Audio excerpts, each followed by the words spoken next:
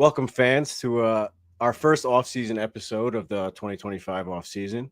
This is Little Ed, your host tonight. I'm joined here with PJ, our producer. What's going on, bud? Not much. How are you doing, man? Pretty good, pretty good. Coach Ed and I had a golf outing today for Long Island Floral Park. I guess it was just a fundraiser for the town. It's pretty fun. Coach Ed decided that the raffles were more important than being on time for tonight's show. So everyone in the chat can give him some crap for that when he gets here, if you'd like. But PJ, how's your off season been? Are you enjoying the playoffs? This break that we have?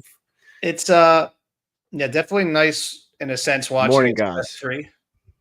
What was that? I said good morning, guys. He said it's morning for him over across the pond. I was saying, it's nice that stress free. My sanity is better and my heart is better, but I miss it though. I do miss that stress and that excitement. It's weird that there was no playoffs. It just, I didn't know what to do with myself. I mean, obviously I'm watching the games, but just feels like something was missing in my life. Without a doubt. Selfishly, it's been easier for me going through a lot of the career transition and stuff. It would have been tough for me to catch all the games this year, especially go to them if we had the tickets and stuff. So can't complain too much. I had the spring off, but hopefully we bounce back for a strong season. But that's why we are here. We have a pretty special episode planned for you guys. We're going to be joined by one of our sponsors, our most recent sponsor that just hopped on board, our buddy Marc. We talk about him a lot on the show. He's the runner of the page at the Blueline Blueshirts. So we'll bring him on in 5 minutes. But I also see that Coach has graced us with his presence. So why don't we bring him on here for the introductions? What's up, fellas? What's up, Coach? Hey, Coach. You finally got home from the raffles. They held you there for a little while. Yeah, I had to wait for the 50-50, and thank God I hung on because I won it. There it is. Wow. About to walk out. That was worth the wait. Yeah, so it actually paid for the day, so we're good. Nice. What else did you win? Things happen to good people. Yeah, I don't know about that, but I won a couple of shirts. I won a whiskey smoking set. There it is. And that's it. We're good. We had a nice, fun day with Eddie and my buddy Mark, who did the Kleiny, also one of our sponsors. Who did he did the what do you call it? The card game. Broadcast banter. Broadcast banter card game. Yep. Mark prints them. So postcards are us. Yeah, we don't have Sam Rosen or Joe anymore, but if you still want it for your collection, you could still order one of those. And I guess I have my work cut out we have our work cut out for us to try to get some new cards for the next season with the new commentators, Kenny Albert, right? Play-by-play. So we'll see how that goes. But so Mark, we had a good time. Not our best day on the course, but I was going to ask how you guys played. Yeah, a lot of laughs, a lot of fun. Yeah, well, Coach is recovering a little bit, so I had to double drive all day. So my back is literally and figuratively hurting me. Had to carry the squad on the tee box today, but other than that, it was a fun day. IL tomorrow, day to day. I'm definitely getting a massage tomorrow night. That's for sure. So fun day for sure. Like I said before, it's better than going to work, right? So here, Coach Ed is here. PJ, got anything else for the off season before we bring our guest on? Cut right to it. Honestly, nothing. I'm frankly just looking forward to some Rangers news. I need like a fix. I mean, I know we got the coaching stuff to talk about, but I need a fix, like some trades or something exciting. Something player involved. Yep. But yes, that's what I was going to say. For once, our show is well timed for breaking news in the Rangers universe. Usually it'll happen the night or the morning after we record, and we have to wait a full week to talk about it. So that's good. And Coach was somewhat on time to be able to talk about it. But let's bring our guest on, Mark, our new sponsor or newish sponsor, newest. What's up, buddy? There it is. Hey, Mark, showing us up with the Ranger room, but that's well expected, and that's very much okay. It's amazing. Coach, I have the playoff beards together. You see that? Too bad we're There not in it the is. playoffs. Next year it's going to be like down to here, Mark. Hopefully, yeah. So yeah, Mark's been a friend and fan of the show for a long time.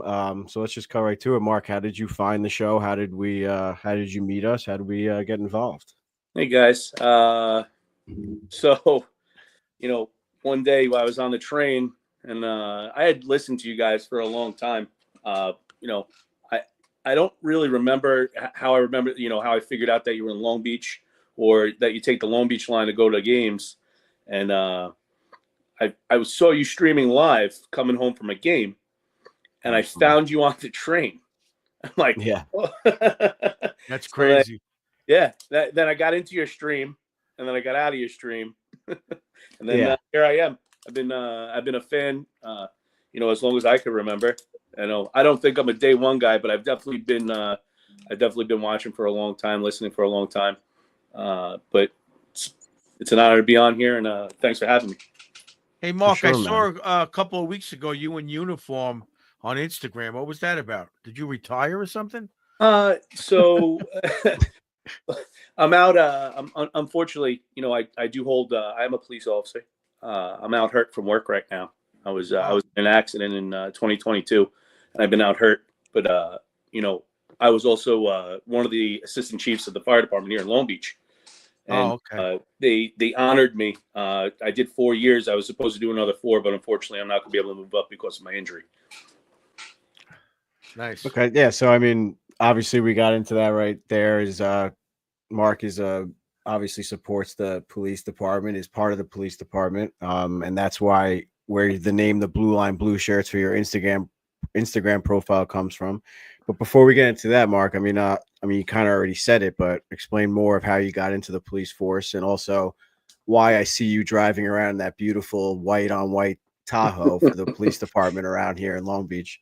Well, I had to give that back. Oh man, I'm driving that now. Every time I see one, I'm like, I wonder. I got to see if that's Mark.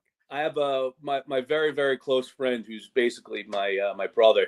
We're like identical twins. Without if I didn't have the beard, you wouldn't be able to tell the difference. So he's the chief of department, and when you see a guy that looks like me in that truck now, it's going to be him. So you can still wave. You wave to him, and everyone thinks he goes, "Yo, we were talking about putting names on the side of our doors so people could differentiate who it was."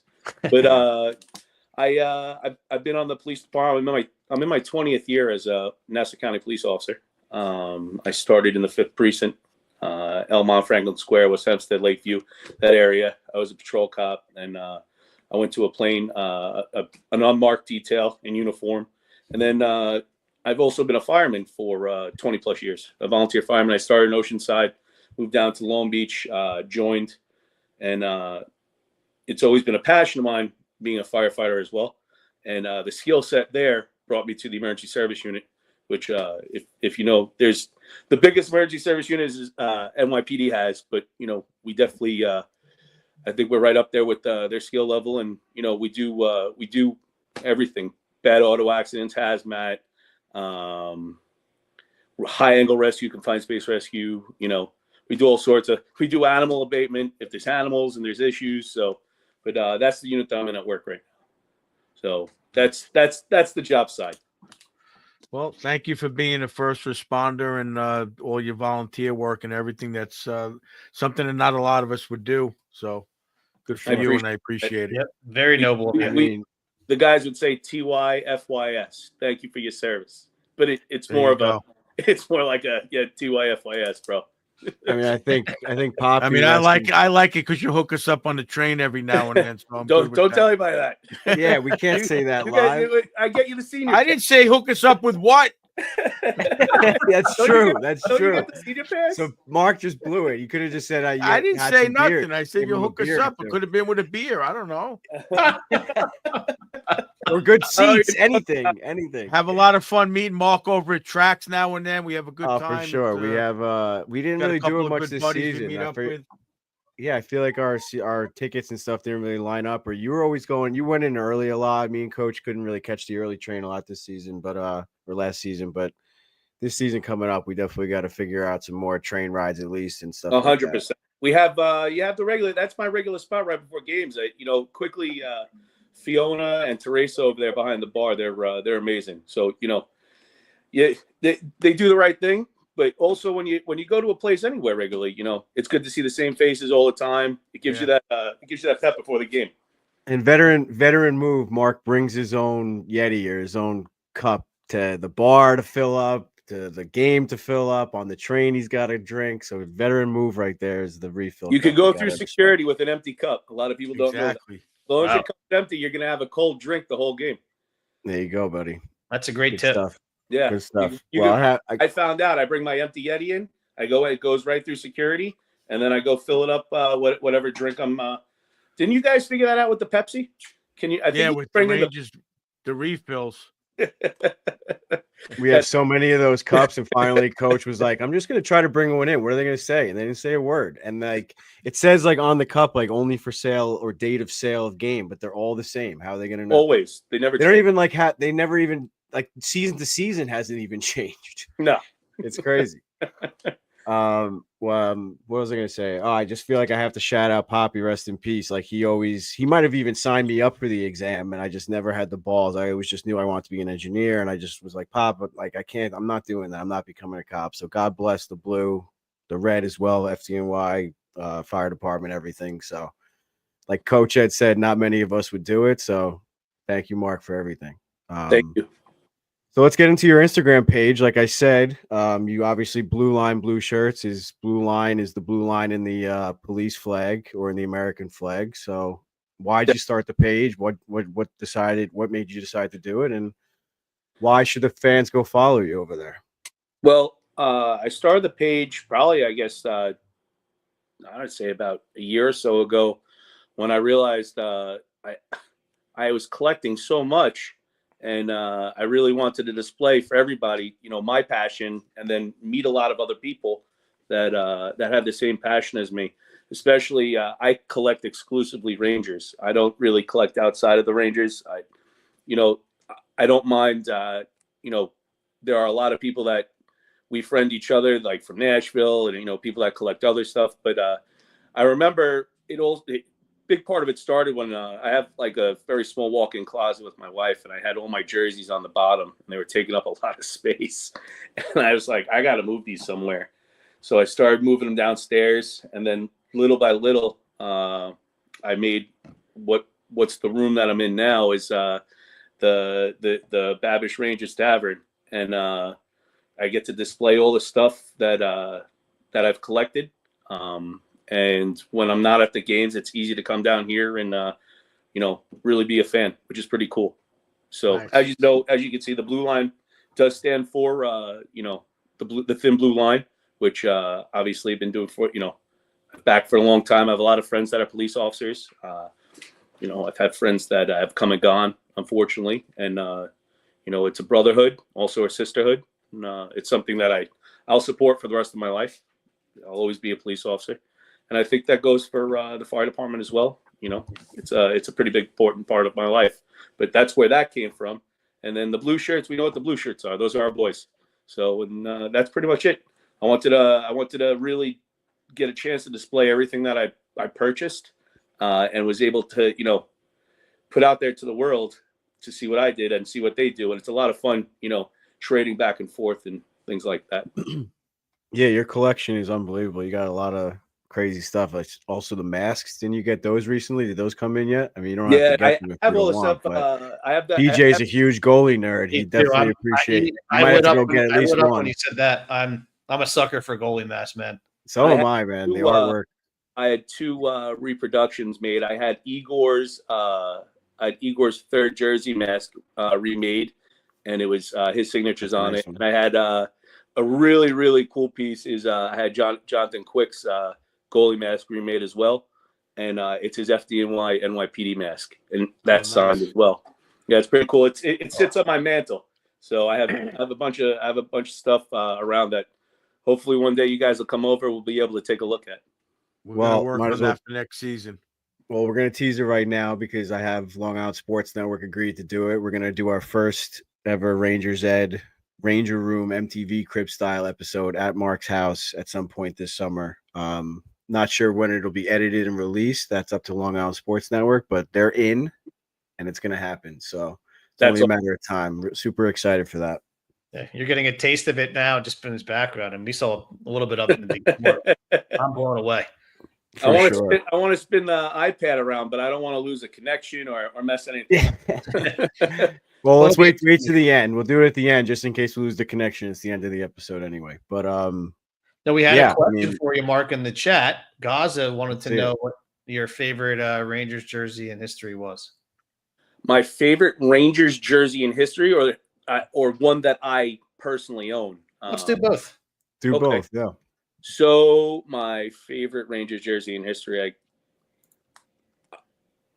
let's see. My favorite Rangers jersey, it has to be the home blue.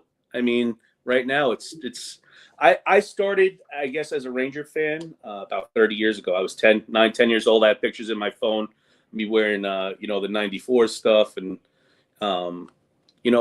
was I a part of a bunch of different jerseys, the Liberty, the 1.0, the 2.0s. I've learned a lot about that stuff, but I'd have to say that the home blue, well, we call them home blues now, right? Used to be home whites, but the home blue is definitely my favorite all-time jersey.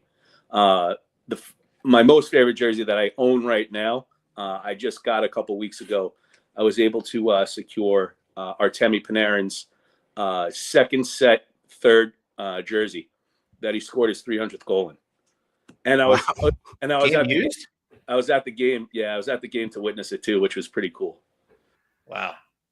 You gonna frame that up? For sure. It's framed behind the bar. Oh, even better. Yeah. You got to get over there, man. It's next to the one where I have Foxy's 23-24 set. I think it's set 2 that my wife and I went away for our first away game together. And that's behind the bar as well. So Foxy played in that in the first game that I took my wife away. And I was away with my buddy, my good friend Zach, who I have season tickets with. So the way I collect, I started, I have a good buddy, Jeremy, and a good buddy, Gio, that I talk to on a daily basis when it comes to jerseys and stuff. I got to mention Danielle as well. I talk to them, we have a group chat every day. And I think I started sort of just didn't really have a direction in what I was doing. I was just buying stuff because I thought it was cool. And then after that, I started honing a lot of stuff into sentimental value, things that I like that I'm connected to. So jerseys, games that I've seen, pucks that I went, goal pucks that I've seen goals of the games that I went to. So that's really where my collection is headed right now. Nice. That's a very unique way to collect things. I like that. I didn't learn. I learned that from somebody. I didn't pick that up, so I got to give credit where credit is due. But it's definitely made my collection a hell of a lot better. Yeah, that's super cool, man. That's super cool. Speaking of jerseys, they're going to be. It sounds like the Rangers have 5 different ones this season. It's going to be very expensive. It sounds. I was going to say it's going to be about 5. But not 5 new ones. Mark, you better pick up some overtime or something. I don't think it'll be 5 completely new ones, so you could save a little there. But it sounds like it's 2 new ones, like one for the Winter Classic, obviously. Well, they're also all going to be centennial patched. So you're gonna have an opening night jersey. You're gonna have you usually have sets. So like usually you have sets 1, 2, and 3. That's how the Rangers have done it the last couple of years. Sets 1, 2, and 3, and then they have alternate sets, which are 2 sets, 1 and 2, and they do 10 games in the old jerseys, and they split the sets 5 and 5.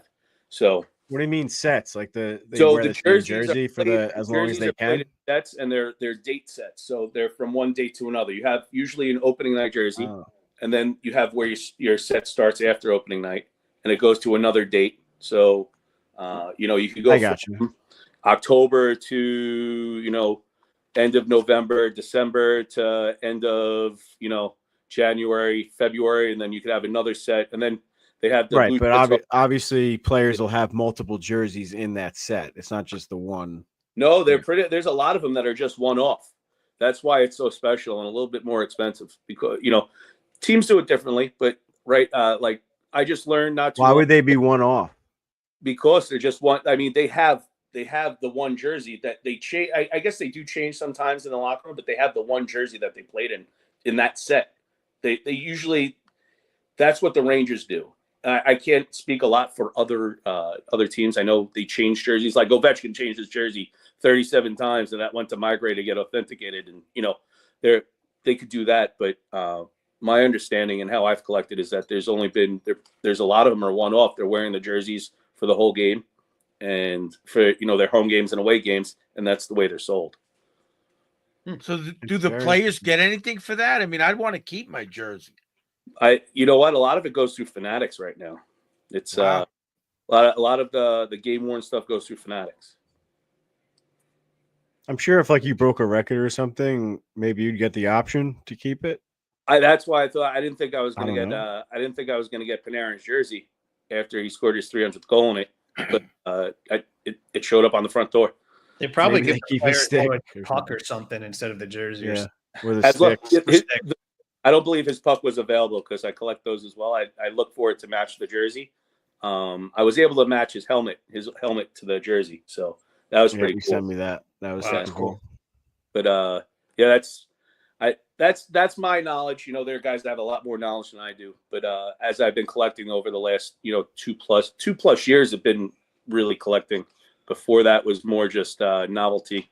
But that's my knowledge over the last 2+ years. Well, it sounds like the jersey profile this season's in good hands, PJ. So we'll definitely have Mark. Mark. We picked the right guy for the job. Yeah, we'll definitely have Mark back on when they start releasing all these different jerseys for the Centennial season. So that'll be cool and another special episode for the fans for sure. So what do you say we get into it? Should we get into stay and go, or should we get into the coaches' news first? What do you think, PJ? Yeah, let's do the coaches' news. It shouldn't take us too long. Go ahead. And then we'll update everybody on that. I know we're a little out of order on the ticker. Yeah, the fans might be a little impatient waiting for the news. Like I said, we actually have some news to talk about this time. So why don't you kick us off? Yep. So it was formally announced at 5 today. I mean, there was rumors this morning about the Rangers staff filling in. So as we found out over time, we knew Laviolette and Housley were let go, and then Dan Muse and Michael Pekka were getting a chance to interview for the staff. And then we found out that Pekka went to Chicago's. Muse amazingly became Pittsburgh's coach. That was kind of a shocker for everybody because there was rumor he was probably going to stay on. So today they announced that our old buddy David Quinn is coming back as one of the assistant coaches, along with Joe Sacco, who was with the Bruins for 10 years as an assistant and actually coached for 62 games as the interim this year. And then Ty Heens, who was over in Pittsburgh on Mike Sullivan's staff as well, and became an assistant a couple of years ago, was their skills and development coach before that. So the coaching staff is set. Was Sacco on the USA Four Nations staff? He was not. That was Torts, Quinn. But Quinn was. So Yeah, Quinn just came to Pittsburgh with Sullivan. And it's funny, Quinn, Drury, Sacco, and Sullivan are all BU Terriers. So the joke today online was they got like the BU Mafia running the Rangers right now. Yeah, that was the buzz around NHL radio today for sure. I'm not upset about it. I mean, I know but that might mean Crides is staying, which I like. I know a lot of people don't want to hear it. Well, we'll get into that. We'll get into that in a little while for sure. But yeah, I mean, like, you can't be upset about a Team USA coaching staff. Like, I mean, I was trying not to put too much in the chat because I feel like we always do that. We always talk in the chat, and then we feel like we're repeating ourselves on the episode. But Quinn got some experience on the USA bench. I feel like it wasn't his time or the right time in New York when he got the head coach role, or like they kind of threw him into like a bad situation and then sort of fired him for no reason. I know cousin Ed, I forgot to mention, is not here with us tonight because he's busy being a loving father to his newborn Patrick. But I'm sure he would disagree with me, but like they fired him for the wrong reasons, in my opinion. So I think he learned a lot, and I think he's better suited as an assistant, especially under someone like Sullivan, and I think there's still more to learn. But PJ, I'm sure you have a rebuttal. I do. Well, first, it's just awkward that Drury technically was the GM who fired him. Right. And I can't imagine that Drury really wanted him back, but he wasn't going to go against Sully's wishes. But me personally, I'm like not super excited about the Quinn part. I nice guy and everything, and whatever you said was correct. But his defensive numbers, if you look at what I know the Rangers were still kind of like up and coming and rebuilding, and then when he was with the Sharks, they were great either. But he did coach the defense last year under Sullivan, and they were the worst team in the league on defense as far as every metric, right there with the Rangers. So it doesn't really get me excited as he being the defensive coach of the Rangers, where that's really focus number one for this team, I think, to fix. I heard a quick stat today that he coached a power play last year, right? Yeah, so that is the positive. That was the sixth in the they league. went from 31st to 10th. Pittsburgh did so, and a lot of people don't remember that Quinn was the one who set up the Rangers power play how it is today with Mika on the one side, Panarin on the other, Kreider in front. It was first Strome, then became Trocheck, and then Fox up top. Well, it was really Tony DeAngelo at first, but Was he's he the one who set up that did he power play. did he do Team USA's power play, do you know, in the Four Nations? I would imagine. I don't think it was ever confirmed or not. Because I know JT Miller was on that power play, right? Or he was on one of them. Maybe he was on the power second unit. Yeah, he was on the second. Loaded. You know, I mean, like I said, it's like you got a lot of Team USA guys, whether Kreider stays or not. Like I said, we'll get into that. But to me, it's like it's a pretty loaded coaching staff. I mean, there were rumors. I mean, I don't want to shout out Spin Chicklets, but I always do. Is like they were talking on Spin Chicklets that Sacco is the top runner for the Bruins head coach. So it sounds like they got like 3 head coach or quality coaches, or could be a head coach somewhere else on the bench. You know, so maybe that's a good thing. Maybe that's a bad thing. Who knows? But I don't really see them being able to butt heads with someone like Sullivan with the resume that he's got. So Sacco is going to be the offensive coach, and Quinn's going to be the defensive coach. It hasn't officially been announced, but yeah, that's been the deduction. And Sacco did the PK with Boston, and Quinn did power play in Pittsburgh. So you could just figure they're going to do it that way. Sacco was there, from 2014 on. I mean, there's a lot of good Bruins teams within that year. Won a cup, I think, in 19 with them. So, well, you got to remember also. I think you're giving Quinn a hard criticism because the Rangers were in a lot of turmoil when he got the coaching job. A lot of new guys. It was hectic. I think it was the COVID season. Then he goes to San Jose. The team was weak. A lot of draft picks. You're talking about it. When you're talking about defense, again, it's defensive structure of the team. It's not just a defenseman, and it's got to be a whole unit to me. It's got to be a whole team system. You're not looking at the Panthers right now and saying, oh, they got great defensemen. I mean, if Cousin Ed was on, he goes crazy that Mika was getting all this time. But it's a team structure. Yeah. It's a team structure that it has to be a group. I watched Edmonton last night. They got McDavid coming back hard, picking up the stick and going the other way with the puck as soon as the guy crosses the blue line. Reinhart crosses the blue line, McDavid's on him right behind him. That's team defense. If you don't have that, then I don't give a shit who's coaching the team. You got to have everybody buying in, and we've been talking about this. So I get the stats. I get the stats, but I'm not saying Quinn doesn't know what he's doing because his stats, his analytics is showing that. Yeah. Hey, I'm hoping. That's my opinion. I'm not going to say he's going to solve problems, but if Sullivan has a system and he's willing to learn about what he's doing, I think he'll teach the guys in the right way of that system. So that's what's important. The coaching staff has to buy in, and the players. They did hire one more coach. I don't know if you guys know who. I don't know much. Yeah, that's that Ty Haynes. Yeah, I don't know if I'm pronouncing the last name right, but yeah, he was with Pittsburgh. He was in their skills and skating coach. I like the skating part of it for a long time. And then he coached the World Juniors, assistant coach there, and then he got promoted to assistant coach in 2022, 2023, and has been there since. Apparently, it was paywalled, but there was an article kind of describing how he was really positive, good guy on the bench, their eye in the sky. So yeah, I like that hire too. And who did This shows- Pittsburgh also lose on the back end last year? They were suffering. Looks like Letang was hurt for a Carlson. while. They Yeah, they got have Carlson on Carlson. defense. Yeah, You got good luck Letang coaching hurt him. for- Yeah, Yeah, you got- Sullivan you got wasn't. Letang Apparently, hurt that for was a not while. I think Pedersen. What's the guy's name? Pedersen. Marcus Who's the guy that Pedersen. was Yeah, in they traded him to Pittsburgh? Pittsburgh. That's right. Yeah, they lost him. So what are you going to say? That's Quinn's fault that all of a sudden he's got to push It guys could be. into his. It could be personnel. Yeah, I mean, with Tang I'm and just saying, there's a Carlson. combination of variables that need to be, not just the analytics, in my opinion. You're not wrong, Coach. I mean, their personnel. You look at it with Tang and Carlson aren't really defensive minded. You lost Pedersen halfway through the year. Now that I'm talking out loud, you're making good points. And Ryan Graves was there, and he's really been awful with them. So it could be maybe a personnel thing. Like I said, I hope I'm wrong. I won't. I just No, I'm just saying you can't. I don't want to just. There are personnel in a little bit. I don't want to just say that. Look, I'm not saying he's going to work. I'm just saying Yeah.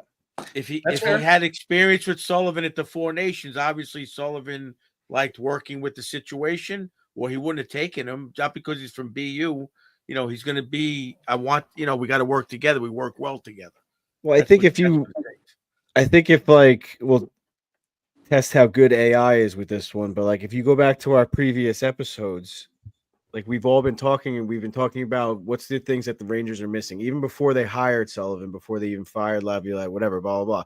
Culture, personnel being on the same page, and leadership. So far, we're checking off 2 out of the 3 boxes of the top things in our, I think we're on the same page with that, of things that the Rangers needed. But before we move on, I mean, Mark's kind of been sitting there. What is your opinion on the head or the coaching staff hiring? I was very happy when they hired Sully. I thought that was a really great pickup. I think that whole Four Nations get together. We don't want to do. I believe you guys talk about the soft tampering thing, right? I mean, Yeah. that's probably where it probably all started brewing from. I know obviously we're not privy to that information, but I feel like that may have been where the horses were going. I think we should, and I'm happy Sully's here. I didn't hate Quinn. He was sort of just tossed, like you guys said, he was tossed into the fire before he came to the Rangers. Where did he coach? He coached in college, right? BU. So I mean, and he wasn't a poor coach there. So No, he was very successful. Yeah, he made the um, NCAA tournament every single year. yeah. So I mean, I think it's a really, really good signing of a couple really good coaches, and like you guys said, you could coach. You got coaches. You need the players to play too. You need the guys to fall in line and really take the lead from there. What was Quinn's record with the Rangers, PJ? Wasn't it over 500? It was close. I mean, they had this first year in 18-19, they weren't good. I mean, that's the year after the letter. They were like purposely bad. But then they signed Panarin. He had Panarin, right? 1920 was the first. Yeah, that year when COVID cut it off, they were pushing towards a playoff spot.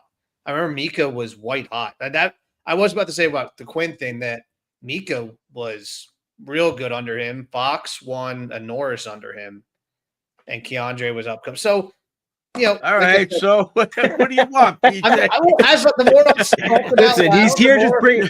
I told him to bring the facts. I told him to bring the facts. Just bring the fact. Yeah, he did. He talked himself right in a circle. Well, I don't think Sully's going anywhere, but they could change his bench if it doesn't work out. That's It seems like Jury is in lockstep with him, and they're Sully's in lockstep with Jury, and that's what we've been. I think we've been lacking. Also, I think you saw at the end of the season, nothing was really they're just throwing lineups out there and not really doing anything, and it's sort of I like to see the GM and the coach actually like each other and figure it out. Yeah, That's vital. it's important Because it was clear it wasn't the case with Gallant and Laviolette, especially toward the end. I don't understand the dynamic. Like I watch these other teams.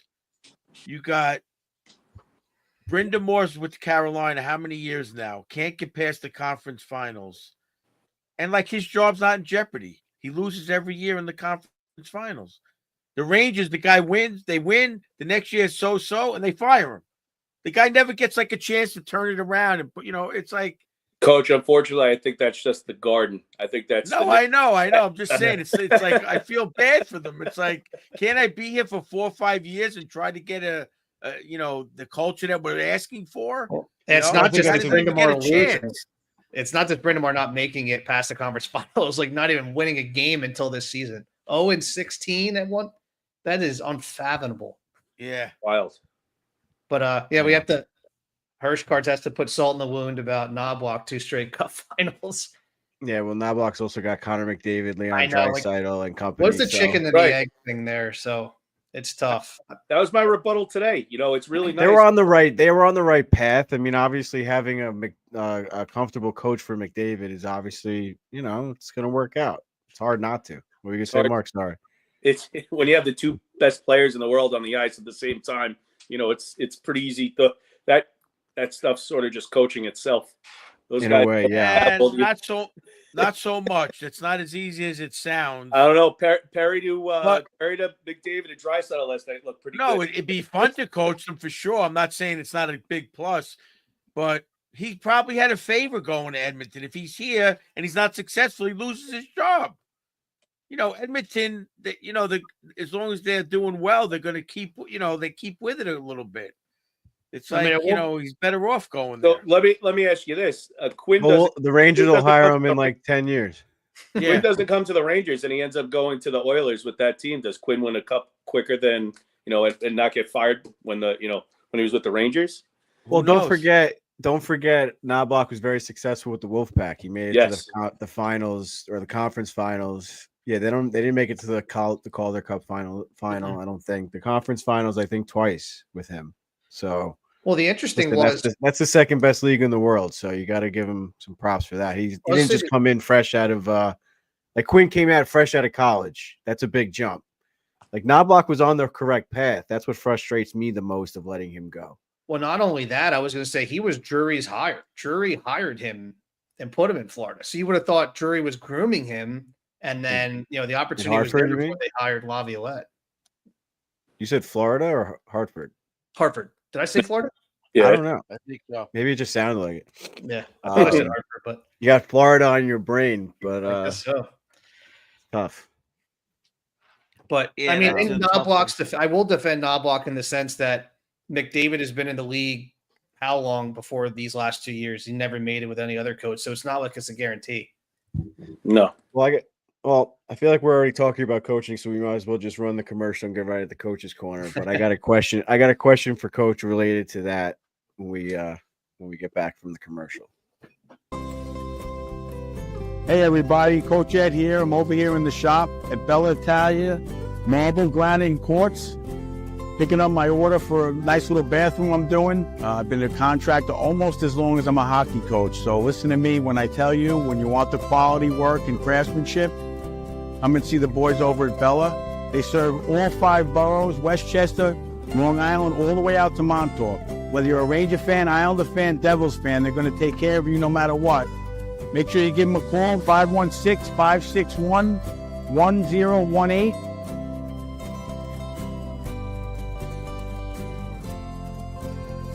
Let's go Rangers.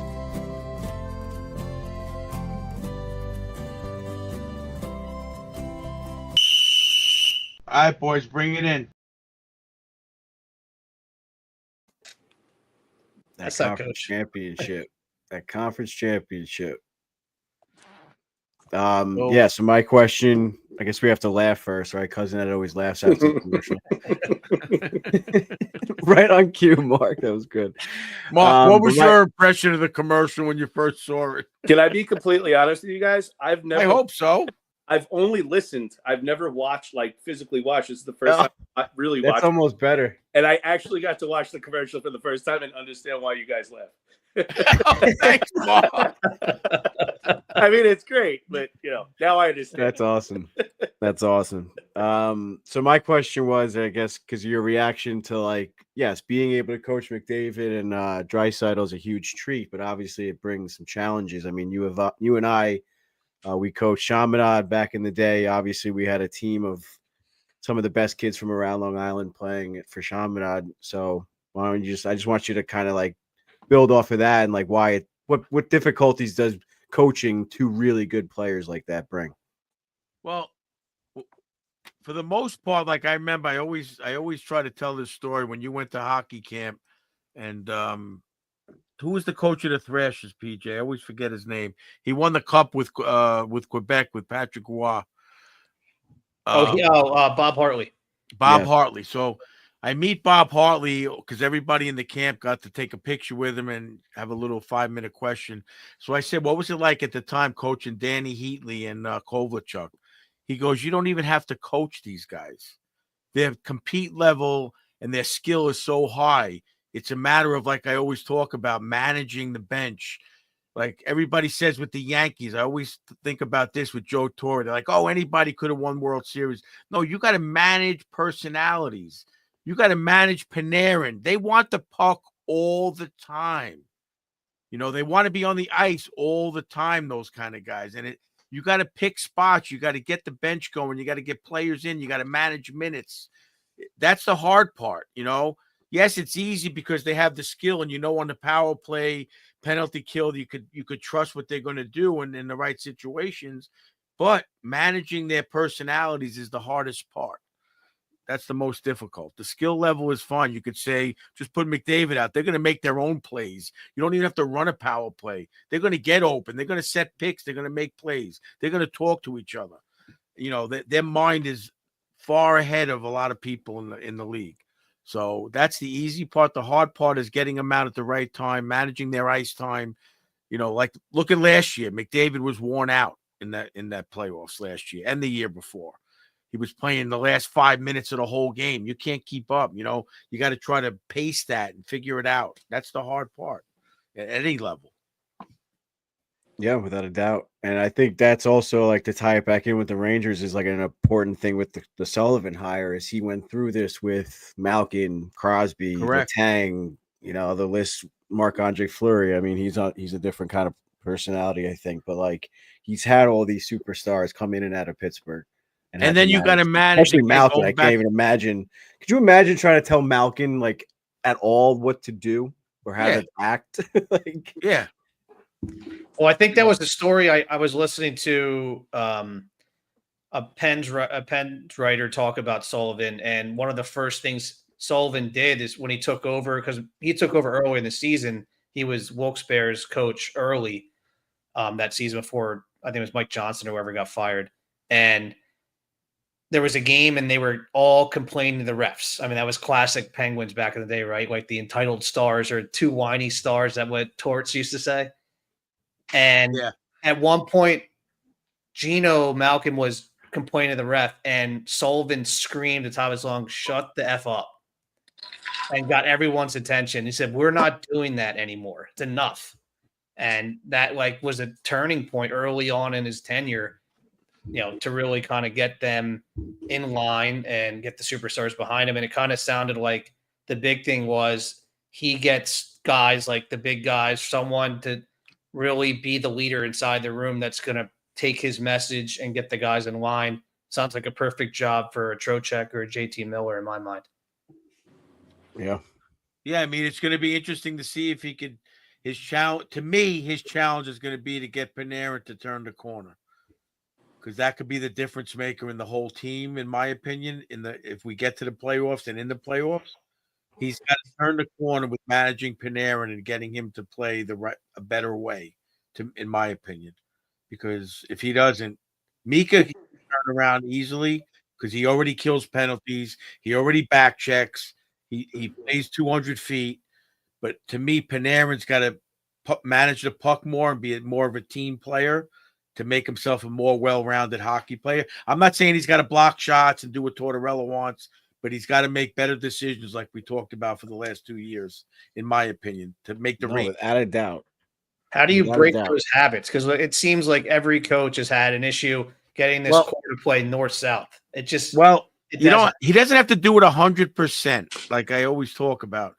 But I'm only going on this low-level situation that I coach, but I'll take plays. I'll be in practice, and you just got to pump them up, and you just got to talk to them on the side for 2-3 minutes. And then Coach, in a game when it happens, you got to see that's what we're talking about. That's it. You got to positive do it, and when it's not, you got to say, that wasn't right. He's going to have to talk to him. And I think Sullivan, I've seen him in games against the Rangers. Sullivan, I see him animated on the bench, not just yelling at refs. I'm talking about with his players, and you see that look in his face. So when you have that look and you have that that relationship with the player, I think look, I like all coaches. I like Quinn. I like Gallant. I liked all of them. But I think Sullivan is going to be able to manage it better than most that we've had. We'll see what happens. Well, before we move on to the next question, Coach is very humble. I mean, you're a level 4, level 5 USA hockey coach. Level 4. So, I mean, you've been to seminars, you've listened to some very high level people over the years, and like you just said, you don't dislike any coaches. You can learn, or you have learned, and I have learned things from everyone. I mean, no coach is perfect, but every coach has something. Especially the Rangers over the years, every coach has had something that has worked, whether it's whatever, face-offs, this, whatever, power play, that. So very cool, like I said, and I hope none of our players are listening because they're not low level. I mean, yeah, it's club college. I don't mean low level. Hockey, I mean I'm at a club hockey level. I'm not near NHL status. Of course. But Coach, I was curious. For the listeners, I sent Coach an article. Like there was an article, like a leadership article that Sullivan must have talked to some coaching symposium or something. And that, man, I was curious what you thought of like his methods. I mean, I already copied and pasted in my notes to go over some stuff this year. It looks like it's almost like a corporate mentality also, because everything he talked about it related to running a corporation, which like we always say, sports relates to real life in a lot of ways, as far as mentally, motivation, getting people to work as a team. So managing a hockey team directly correlates with managing a corporation or a workforce. So it's very interesting, and I'm going to try to use some of those points if I can relate it to our team and stuff. So we'll see what happens with that. Yeah, that was just for reference. It was from trainingindustry.com. There was an article called Building a Winning Learning Culture, Lessons from Mike Sullivan. So this is back a couple years ago when he coached Pittsburgh, but it was interesting the way he handles the players and what his thoughts are with like video, not throwing somebody under the bus and like doing more one-on-one stuff. So this way. Yeah, I gotta learn from that. yeah, maybe jot that one down with a Sharpie. No, it's interesting because I think they said. I mean, go ahead. No, I was just saying his thought was that when they do like a group session on a video and a guy knows he can see the play that it was him that made the mistake, he's like hiding, But when he does it one-on-one with a guy, he can really open up and kind of meet the player halfway to see what he was trying to do. And so in all fairness, I'm not afforded that kind of time. That's fair. Unfortunately. But I also I used to be a big fan of Vince Lombardi back in the when NFL Films was popular. That's where I really started coaching. I like a lot of his methods, and he used to just call out every player in a group meeting and grade them in front of everybody.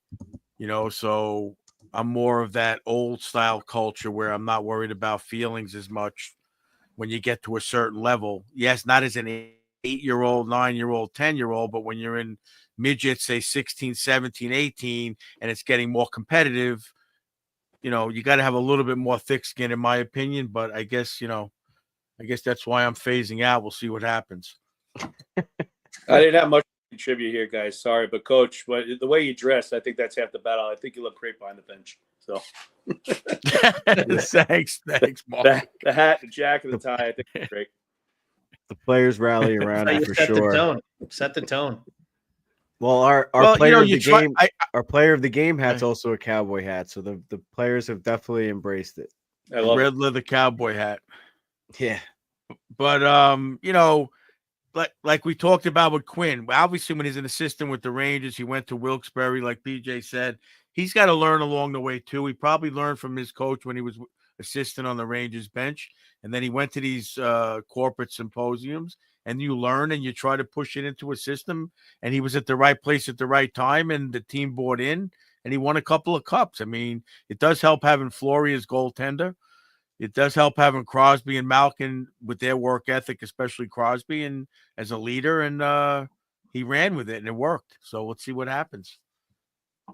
One thing Sully does have now is goaltending. I think he's going to really love Igor, and I think that's going to be huge. To be completely honest.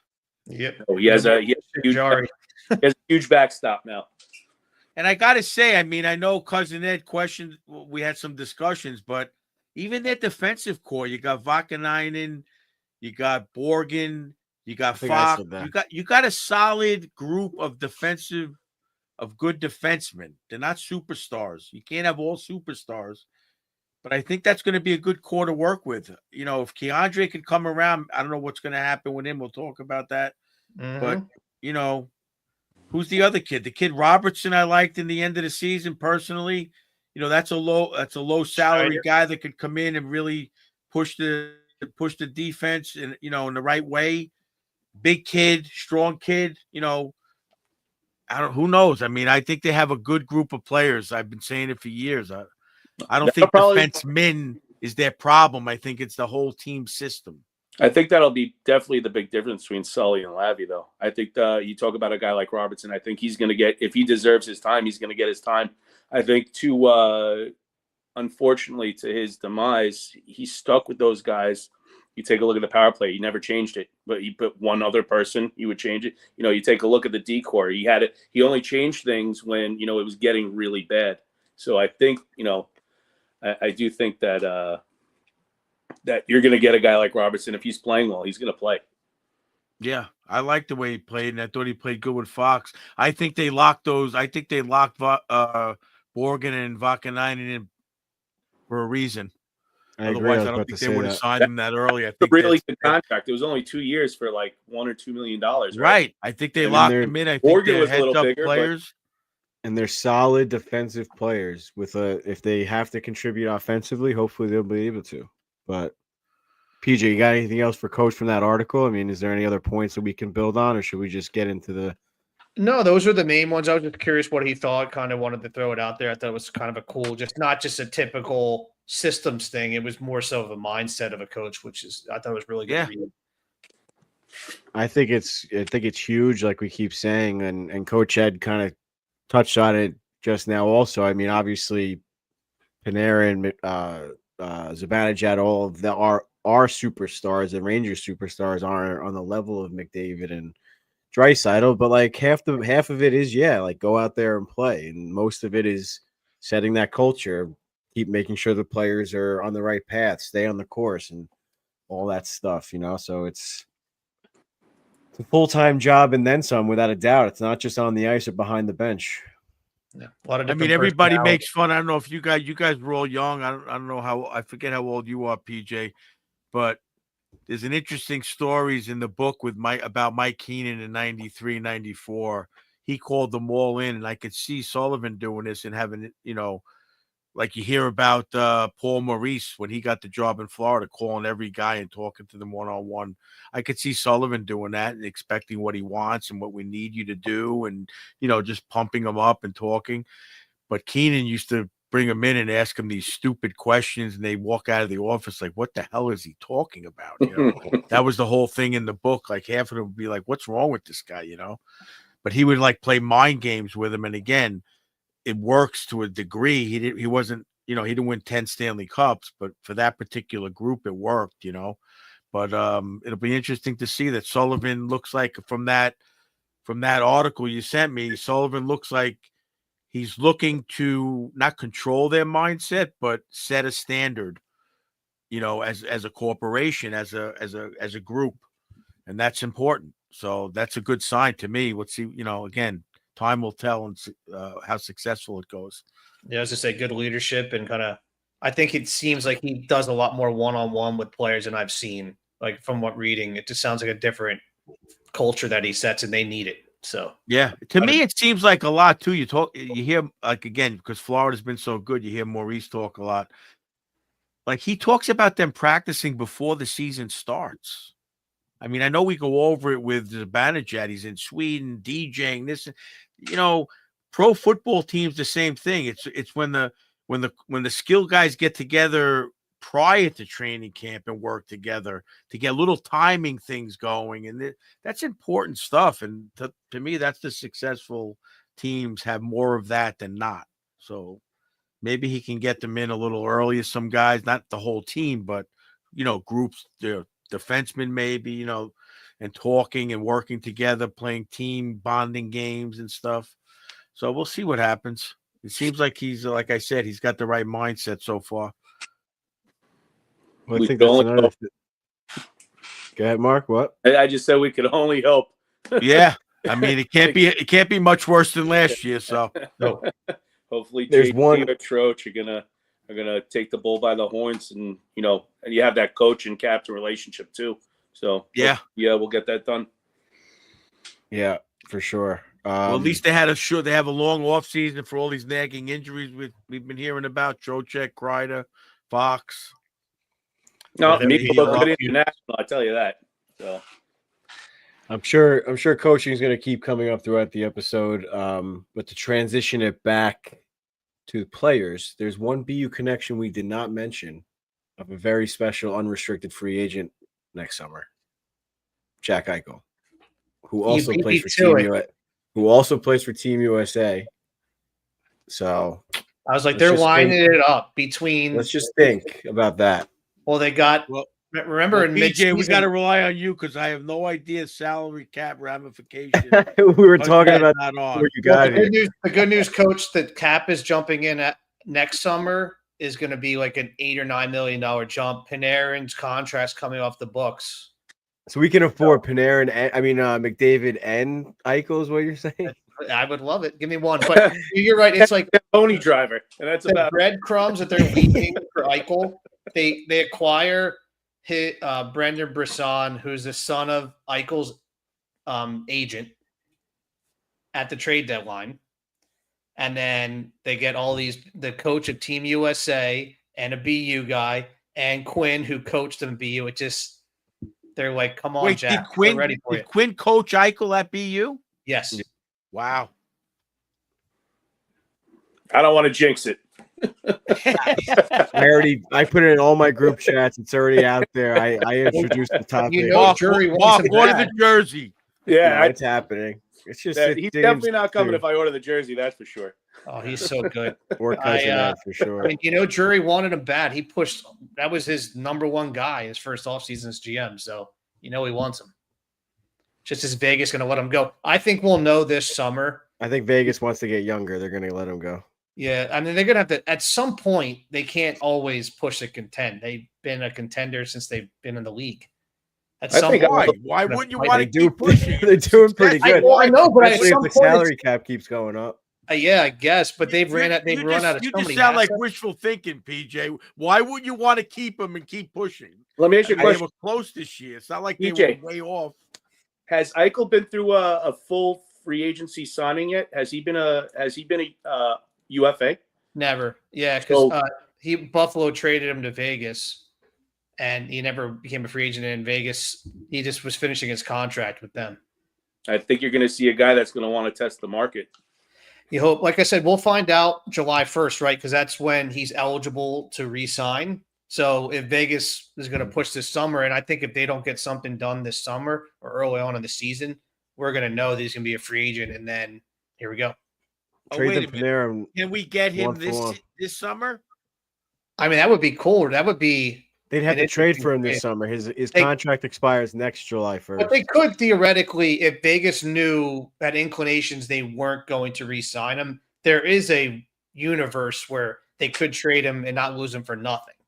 What if my mind goes to what about a Mika and number 12 pick to Vegas for Eichel? Mika DJing. They still. Why would Vegas want Mika and a number 12 pick? Mika could DJ in Vegas. He'd probably want to go there. He can have a residency at the Sphere. Dolan still gets the. He could be written in the contract somehow. If they have to retain, it's like play a few shows at the Sphere. We got you. This sounds like it'll all work out. It's perfect. I like what I'm hearing. A lot of stuff going on. So good. So good. All right. So let's get into it. Let's Right talk now, about if who. Cousin Ed is watching this episode, he's screaming at the screen. So let's talk about the players that are currently on the roster instead of our wishful thinking for next summer. So let's start off with an easy one. I think we'll all be on the same page with this one. Will Cooley, his projected contract as an RFA currently sits at 3 years, around $3.5 million. Obviously, in the clickbait, Larry has put out and said on his podcast, articles, whatever, that he's a huge target for an offer sheet. I guess I'll just go first. I think this is a no-brainer. I mean, I think especially if the cap projection is going up, why not just offer him a bigger deal than this? They've seen what he could do. I think he fits in to like a hockey player, like the culture that we're looking for as fans, and I think what they're looking for as an organization. I think he fits in perfectly with that type of player that we've been wanting forever. And if he continues on this path, I think it's perfect. So, like, I'm not big on the numbers. I'm not a whatever. I don't understand exactly how it works, but I would just offer him one of these 8x8s that all these other young guys are getting, and just see what he could do and see how he runs with it. Yeah, the risk. Lock him up. I mean, it's nice locking kids in because at a certain point it becomes a steal.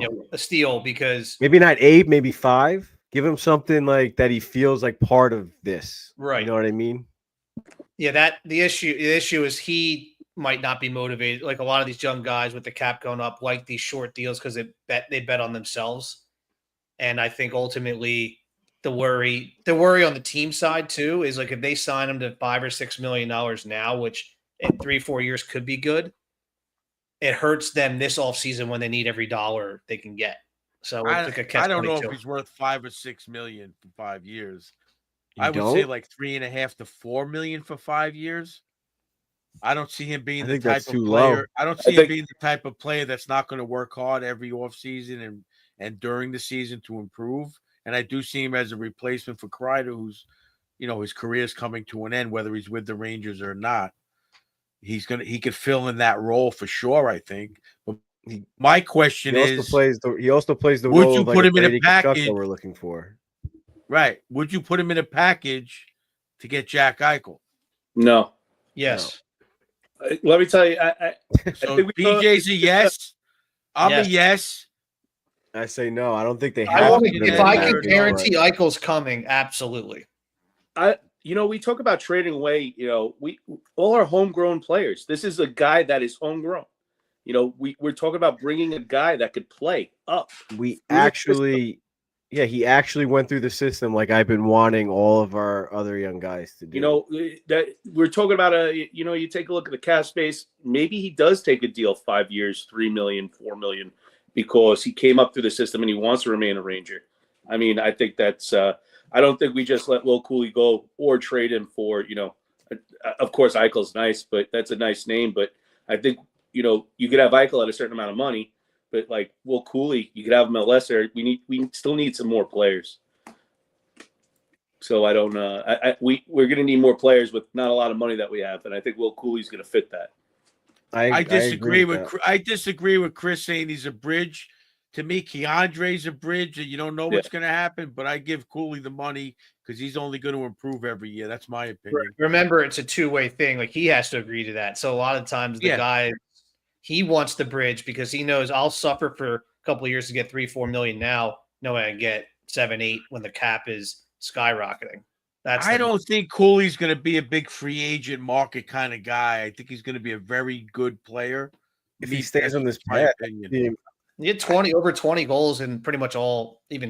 Look, I'm not saying he's not a very good player, but I don't think he's going to hit the market for $8-10 million a year. But they've all been around the net too. Like he knows where he's got to be and where he succeeds. It's that's what I'm saying. I love him. No one's on the Tkachuk level, but like that's the way he plays, and that's what we're dying to have as fans. I said it before. I'll say it again. Like lock him up. Wasn't he top 3 in hits in the league for the year? And he broke the Rangers record, like no problem. Like game like 70. I don't think you can let a You know, like young guy you like can't that let go. that kid go. Give him $6 million and fucking let him play. I'm not wanting him. I'm not pushing him out the door at all. I'm just saying if you can get a bona fide elite I'm not top arguing five with you. center, I'm just, I'll take it. you know. You know who? I just don't we'll think go- they need to include him in a package. I think Coach Ed was just kind of baiting us. No, into they that. don't, Like, I don't think but- it needs to All right, happen that I'm way. gonna bait you on another guy. Let's go to the next one. Well, Hey, I should- guys, Wait, I don't think everyone. Oh, baby, look, now he's showing off. Obviously, there it is. Coolers on the podcast. Once again, go follow Nice. Mark at the Blueline Blueshirts on Instagram, and he's showing us a Cooley game worn helmet right there, white. I was going to say before we move to another player, though, regardless of what deal Cooley signs, Drury has to sign him before July 1st. You can't run into that risk of the offer sheet game. Well, yeah, for sure. That's what I was kind of saying too. It's like you got to compete with something like that, and an offer sheet's going to be more than $3.5 million. But I also don't think like it's.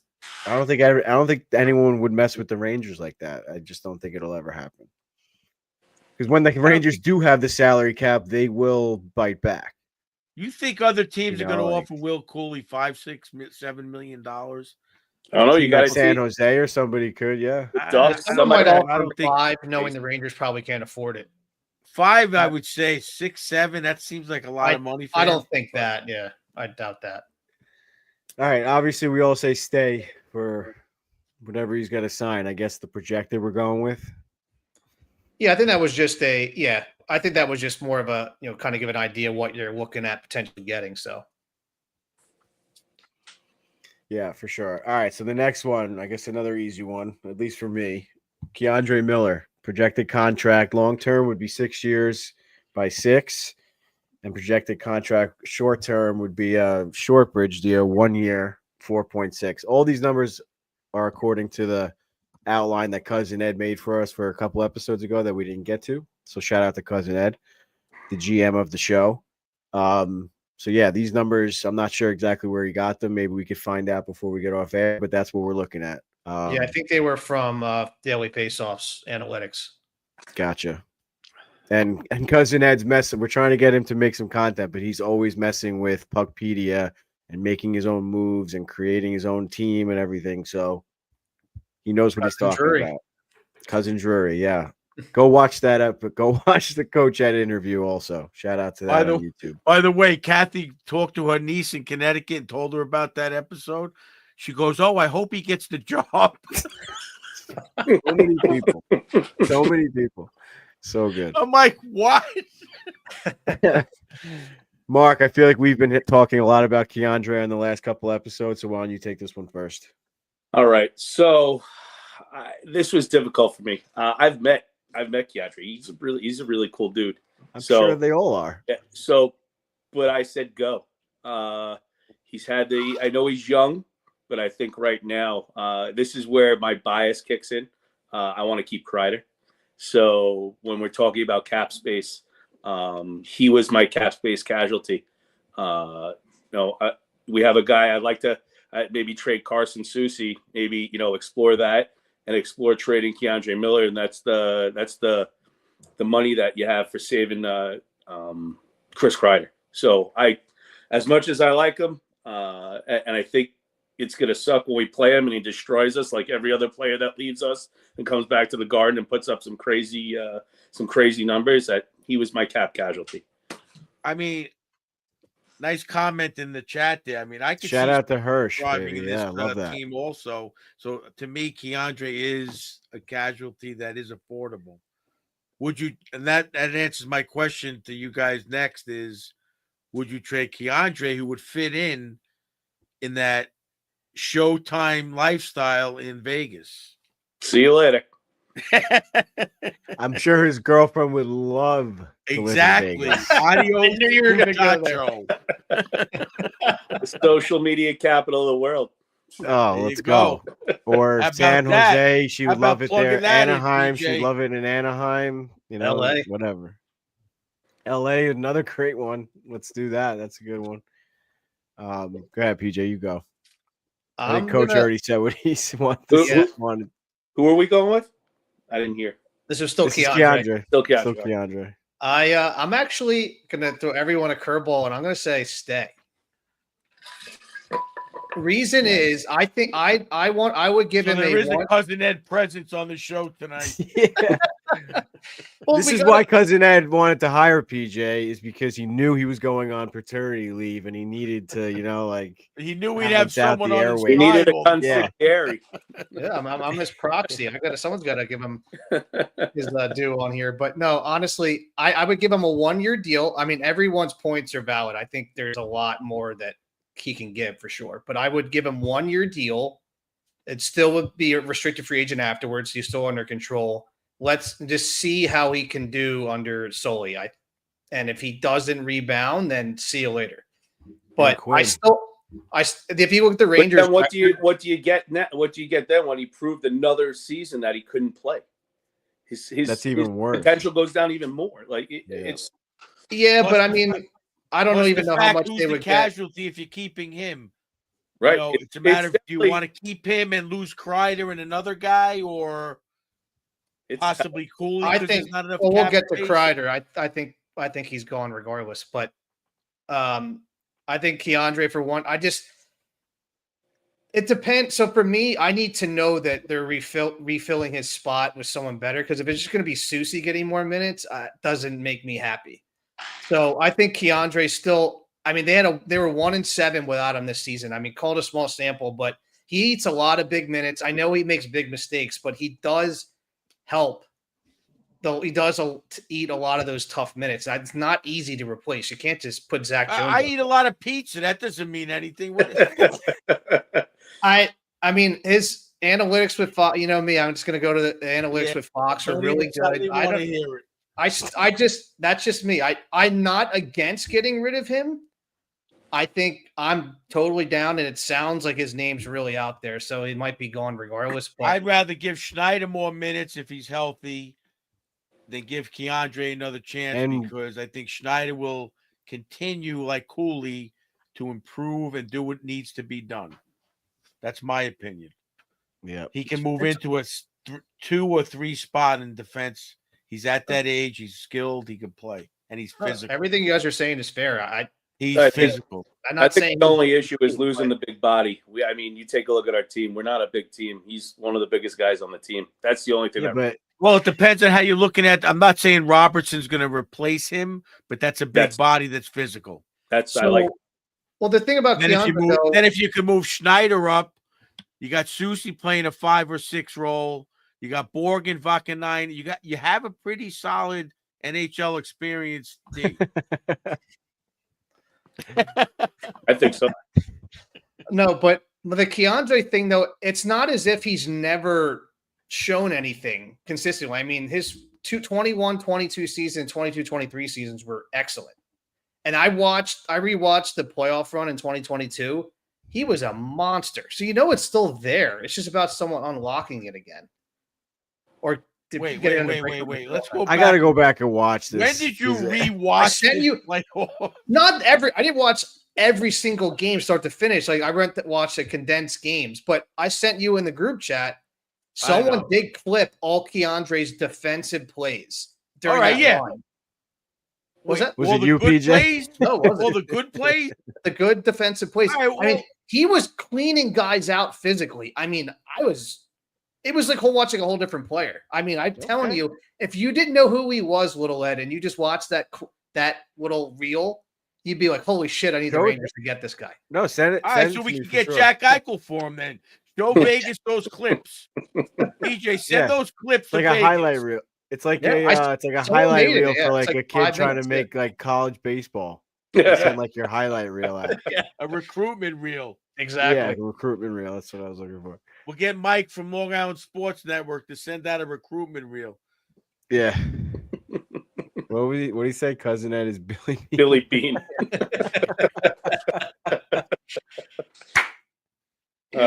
Oh man, I hope Cuz is listening or is gonna listen to this one. That's hilarious. Oh, we didn't even say what the first chat or comment. We just laughed at it. The first one from Hirsch was PJ is Jonah Hill from Moneyball, and then he said Cousin Ed is Billy Bean. So that's hilarious. Cousin Ed will be happy. He used Brad Pitt, and PJ gets to be Jonah Hill. So that's a tough one.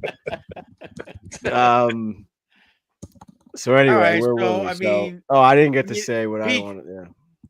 I I'll think just that's say a one given. more thing before you go. With PJ, if you're right and he can play to that ability in those highlights, I say yeah. But can he? Right, and that's why I was willing to give him one more year with a new coach. I That's say all. if you can get something for him now, like It's Mark definitely said, a huge risk. if you can get But- something now, get what you can now. They have enough guys to fill in. Yeah, You're I'm gonna not need that cap opposed to trading space. him. You're gonna need that cap space for something bigger. But whatever, we'll see. Kind of to touch on all your points, I understand what PJ's saying. He does have the potential. It was there. Coach Ed and I were both very high on him after that season. I mean, I don't remember specific games and stuff like PJ has the ability to do. I just can't remember specifics like that. But like I do remember, obviously, on these episodes saying, like, yeah, we loved Keandre. So we know the potential is there. But to me, it just seems like it's the defensive awareness that we always talk about. And like I know, like Coach Ed said, like, I'm not a level 4 USA hockey coach. I think I'm a level 2, but like, yeah, like I'm big on defensive awareness. Like the points are great, the big body is great, but like if you don't use it, what good is it? I mean, I don't really see him getting like the clutch points really, where I'm saying like, yeah, Keandre's the hero. Like he's getting like maybe secondary assists or like whatever, like a few goals here and there, whatever he's doing. But half the time he's flying up the ice, he doesn't know what to do with it, and he loses control. So, like I said, if you have all these tools, I always make the joke: you have all these tools. When are you going to find the tool bag to put them in and go to work? Like PK Subban always says, pack a lunch, pack your tool bag, and go to work. Because all this guy's doing to me, showing to me, is like he's on Instagram with his girlfriend. I know I joke about it. Like I can't stand it. If you're going to be on Instagram, the fans are watching. The fans are looking. You want the followers. Start posting stuff that are going to make the fans like you. Same thing with Zibanejad. Why are you posting? Post some. I know you're on the ice. I'd be surprised if he's not on the ice at all. But post some clips of you being on the ice, so you at least have some good PR. It just drives me crazy that like Keandre, there's no way he doesn't see all the fans say that he doesn't have the physicality, he doesn't have what it takes to play in the playoffs. Me especially. Hirsch is saying it in the comments. I can't be the only one. So why would you? The first Instagram you post after the season is over is you doing Pilates with your girlfriend and her 2 friends.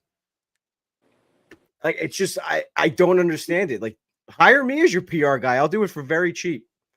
And you'll sign a big ticket on your next one because like all the fans will love you and everybody will want to trade for you or whatever. Because this guy he doesn't have what it takes. He doesn't have what it is up here. But what you said, what? What did your agent say? Let's do this. Like, isn't that part of isn't that part of being an agent? Yes, Like Keandre, slow down on this. Let's get this. Your contract's coming up. Isn't that his job? I know it sounds like I'm overreacting and like this is just like some like stupid shit, but like this is the world we live in. Like you're gonna get the hate from people at the Garden, people like Mark who pay a lot of money for their tickets that want the product that we pay a lot of money to see. And that goes, we always want like all the personalities of the players to come out, but like you got to show us that you're working hard also, and I rip on Jack Hughes for it. He's not working out in the offseason. He's wakeboarding with the other Hugheses, and there's a reason why they get thrown around the ice when the going gets tough. Like that's it. Like that's simply it. And Mark, you said it before, like it's hard to replace a big body. Yeah, he's got a tall body, but how big is he realistically? And I heard it on the radio today, actually. Like, I think the Carolina coach was asked, like, are you guys looking to get bigger for the next year?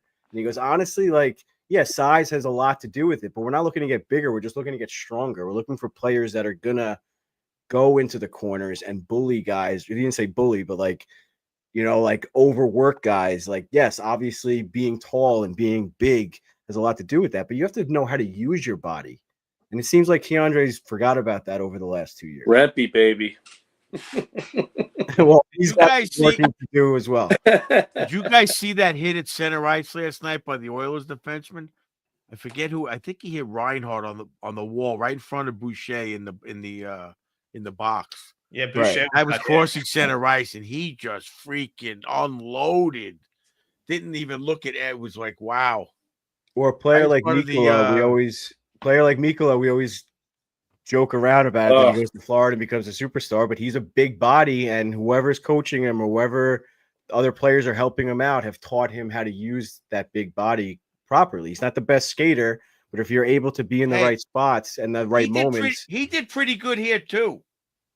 I loved used to him. like the way Yeah, I he loved just I don't wasn't know. as physical as he is now. Like he's like a menace now. Again, it becomes a culture. It becomes That's Right. the culture, So- though. To go back to your point, PJ, maybe he does snap back into it and he appreciates the coaching or the culture or whatever happens.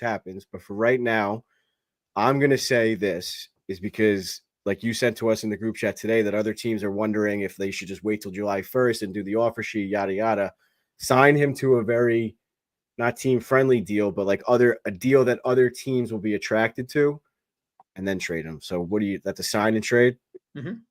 I say you got to go. I say you got to go for that. So, because then that would make fun of me, but I'm on the fence.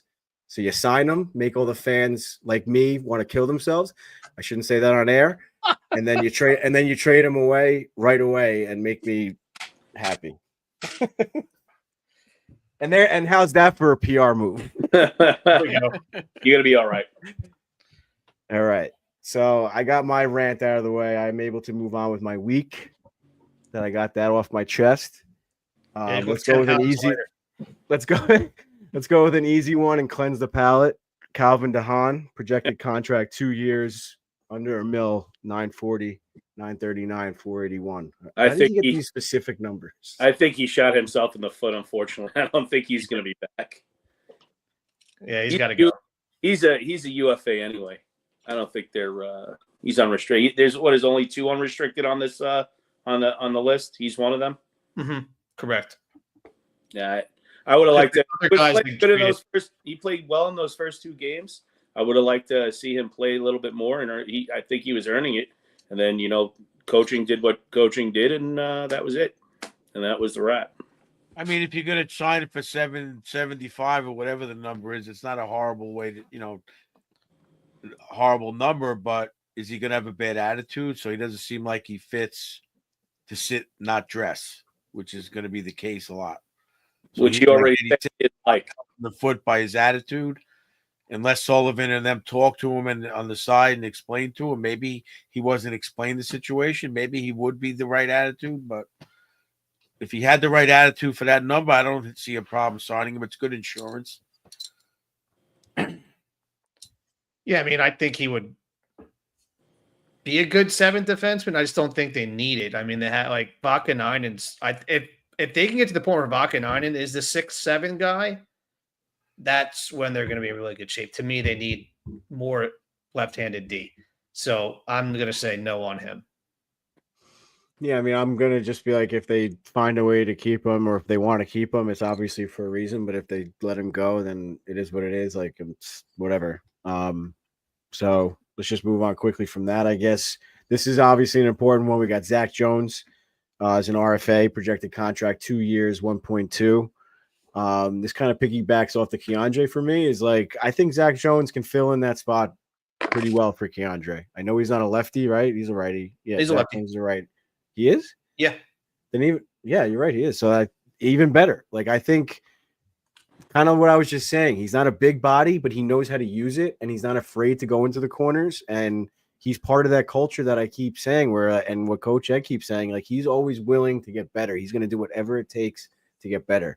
Maybe the relationship is a little bit spoiled with like him not getting a lot of playing time, but new coaching staff with him as well. I think he can be a great player, even though he's a smaller guy. I think he's shown that he could play big, to me at least.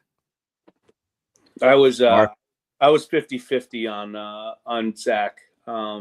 I think I think he proved himself in the time that he had. I wasn't outstanding, but you take Coach. You tell me, what happens to a player when you play him, you keep taking him out. You play him, you keep taking him out. He was I don't know. How do you get over that? I was never afforded that situation where I could like sit players. I mean, it'd be a hard decision to make. We had Taxi I- at Chaminade. I But- mean, at the pro level, I think it happens more often, obviously, in every sport where guys don't play regularly, certain guys. He's been waiting. If I think I'm going to agree somewhat with Eddie for the money he's going to get.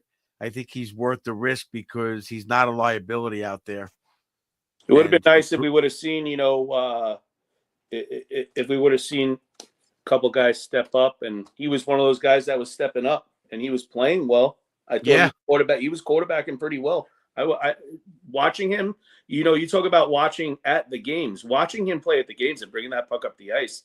Yeah, I was always confident he could do it. He definitely, I definitely thought he could. And you know what? Schneid should have went and got surgery, and he should have stepped in for him. I mean, that's a decision. Who knows how those decisions are made? I wouldn't disagree with you on that. I also feel that he's a good number 2 power play guy on the point.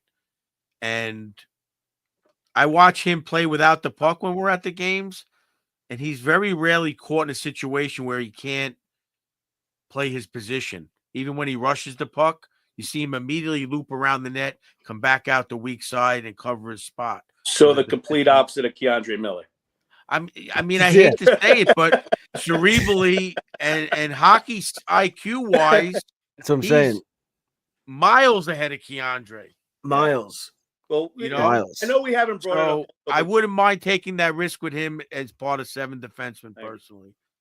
I mean, I'm on record on this podcast saying that I didn't like Zach Jones because we already have his size, a size like, or whatever, a player like him, a much better version of him in Adam Fox. But I don't see that. I saw his game evolve. And like I said, like he's not afraid to go into the corners.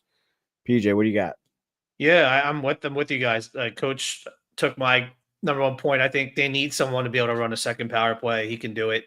But yeah, I think ideally it's a shame. I really think they botched it this year with him because they didn't acquire any other defenseman this past off season.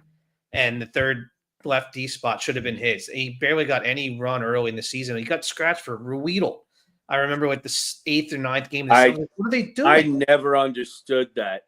I didn't understand the whole Chad Ruedel thing to begin with, but Jones, man, how is Jones not playing over Chad Ruedel? After he was such a good soldier the year before, where he like sat, didn't complain, came in the end of the season when Trouba was hurt.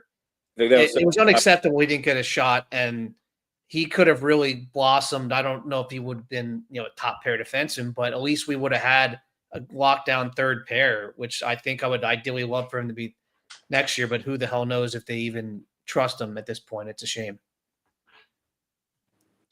Well, Yeah, without a doubt. Another USA guy that we have. So Mm-hmm. I'm We're all on the same page. I'm 50-50 on Jones if the cap allows it, to be completely honest. If it does, I think he's a guy you keep if he wants to stay. Well, I think it's also like if Miller goes, you have to keep him. If Miller Right, stays, right. it's tough. That's You how I kind of look gotta at it. gotta let a player like him go flap his wings a little bit. I Like, think regardless if Key goes, they still need another defenseman in my mind. well, So he's got if to goes- be in the 6, not another. He can't play another as 7 and not get time. Well, Like, that's you know what I mean. we'll get to him in a second, but I think Susie needs to go. All right, let's just jump into it right away because we're talking Yep. about the D. We'll skip down our list here. Sorry, Mark, flip through your index cards. Carson Sushi, 1 year, $3.25 million. Stay or go. Well, shout out to Poppy O'Neill, a cop that uses index cards. I mean, that's Great he study. helped me study. He helped me study in high school, and that's all we did. So, God bless. Carson Sushi, go ahead, PJ. You were already Yeah. talking about him. I didn't see anything last year that gave me any hope that he could be a legitimate defenseman for them. I just think he's too slow. And in Sullivan's system is speed, and he doesn't have it. So, frankly, that 3.25, they could use it in addition to maybe getting rid of someone else. And I think then you can, have a lot more playing room on the left side to kind of revamp it where they need to, or move Schneider in that spot. Yep. Without a doubt. I mean, I'm with you pretty much the whole way. I mean, he had some glimpses of like it being like one of those like strong, tough defensemen that you want, but you also need to be fast. I mean, we learned that the hard way with Trouba. I mean, I love the way Trouba plays, whatever it is, what it is. We don't have to get into that, but like you just don't want another heavy-footed defenseman back there. The league is evolving, and you got to keep up. Mark? I was more or less saying Carson unfortunately has to go.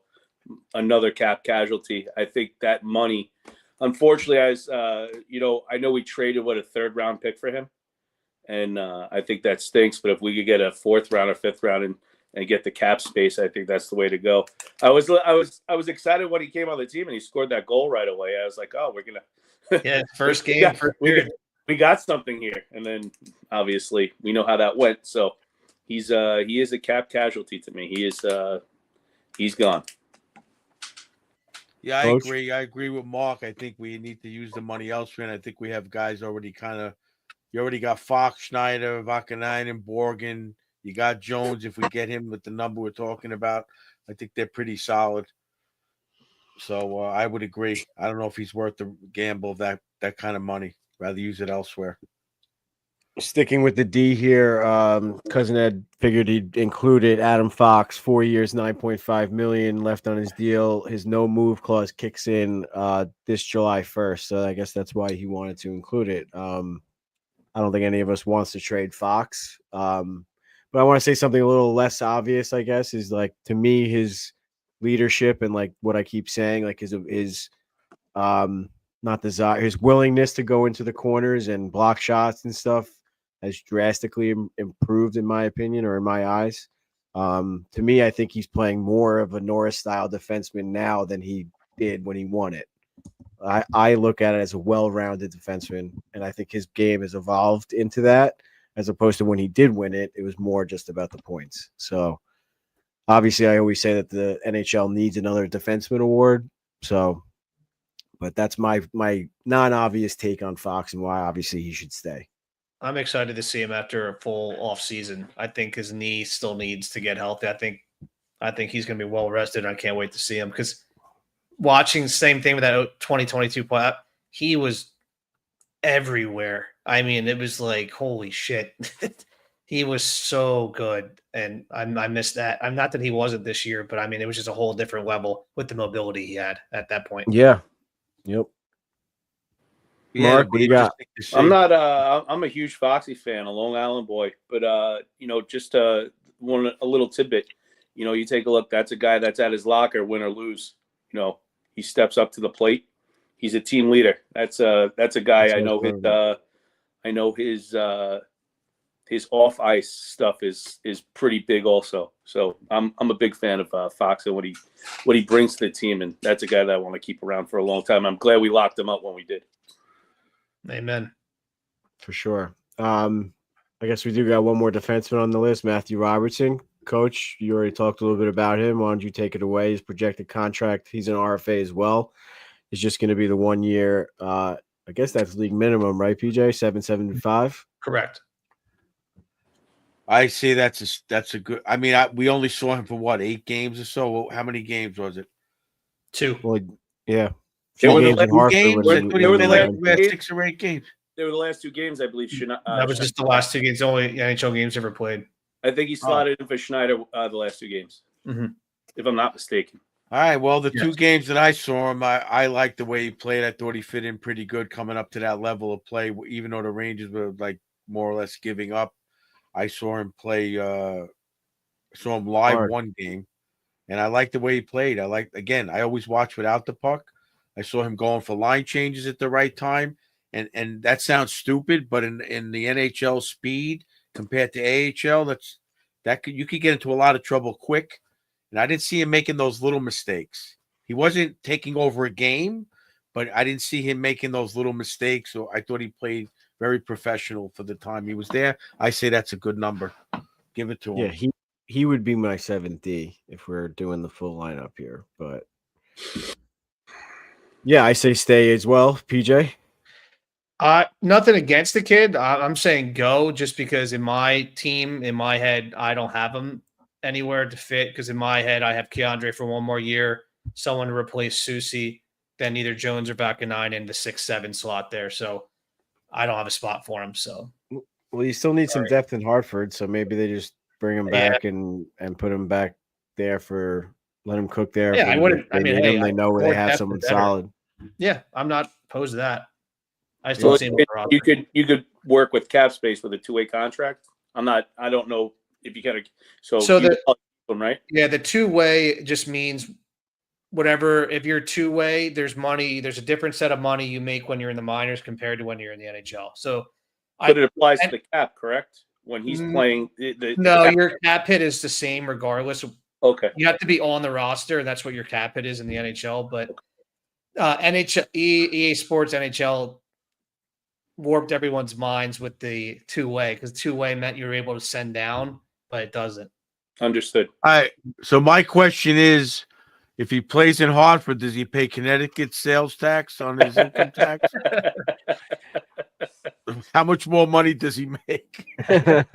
Well, guys like the 1-way contract because they know if, regardless of their Hartford or NHL or AHL, NHL, they get paid the same amount. Because sometimes with the 2-way contract, it's like a couple $100,000 difference, if not more.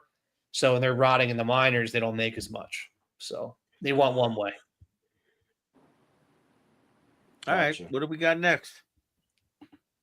I say we move into the forwards here, and what better way is I know Mark's been chomping at the bit. Let's go with our boy, the veteran Chris Kreider, who has 2 years left on his deal at $6.5 million and has a 15-team no trade clause. Obviously, we're not privy to the information of which teams that is, but there's been rumors flying around that he's not happy in New York and the relationship has run its course and yada yada yada. I'm sure everyone who's listening to this show has heard it all. So, Mark, go ahead. What do you got? Defend our boy, Christopher James. Crap. Christopher James. I mean, I think his tenure as a Ranger defends himself. He had a lull last year, right? He was hurt. There was a lot of his name back and forth. I think he wasn't having a good time with management. I don't know that to be true, but you could see it. But you take a look at what he's done before. He was a year removed from putting us into the Eastern Conference Final. He had a hat trick, and everyone's just looking to get rid of him. So I've always been a huge fan of the toughness he brings. His hockey IQ. I think he's a keeper. I think his number is going to be in the rafters. And I'm biased because he's my favorite player on the team, and I hate to see him go. But when you take a look at cap space and you take a look at what I did and my cap casualties, if I'm getting rid of Keandre Miller, if I'm getting rid of Carson Soucy, I'm keeping Chris Kreider, and he has 2 years left on his contract, which means and a 15-team no trade. So what's the difference if you keep him, you let him play next year, you see if he rebounds, and if he doesn't, that's an issue. But if he does, you have one more year, and then you're in that 1 year of that big offseason of all those free agents. So if you need to trade him with 1 year left, it's probably more likely a team will take him with 1 year left than the 2 years. That's how I saw it when it came to the cap. But I'm a big Christopher James fan. Always have been, always will be. I'll ride it out with that guy. Very well said, buddy. Well, very well said. PJ, what do you got? So, well, first of all, I don't know if you guys saw, shout out when he was at some signing, some guy gave him a picture of him getting tripped, and Kreider signed it and wrote "definitely tripped" or "got tripped" on the bottom, and so I thought it was hysterical because Montreal fans still are crying about that, saying he purposely ran Price. It was the biggest joke I've ever seen. But in my heart says keep him because of everything Mark said, that he is Mr. Ranger. He's done so many great things. As bad as the year he had, he still had 20 goals. But my head says trade him because if they don't, they can't really change the team much. And they need to change this team and this core. It just has to. It's ran the course. It sucks. I love the guy, and it's brutal. Came to this, but I think he has to, unfortunately, go.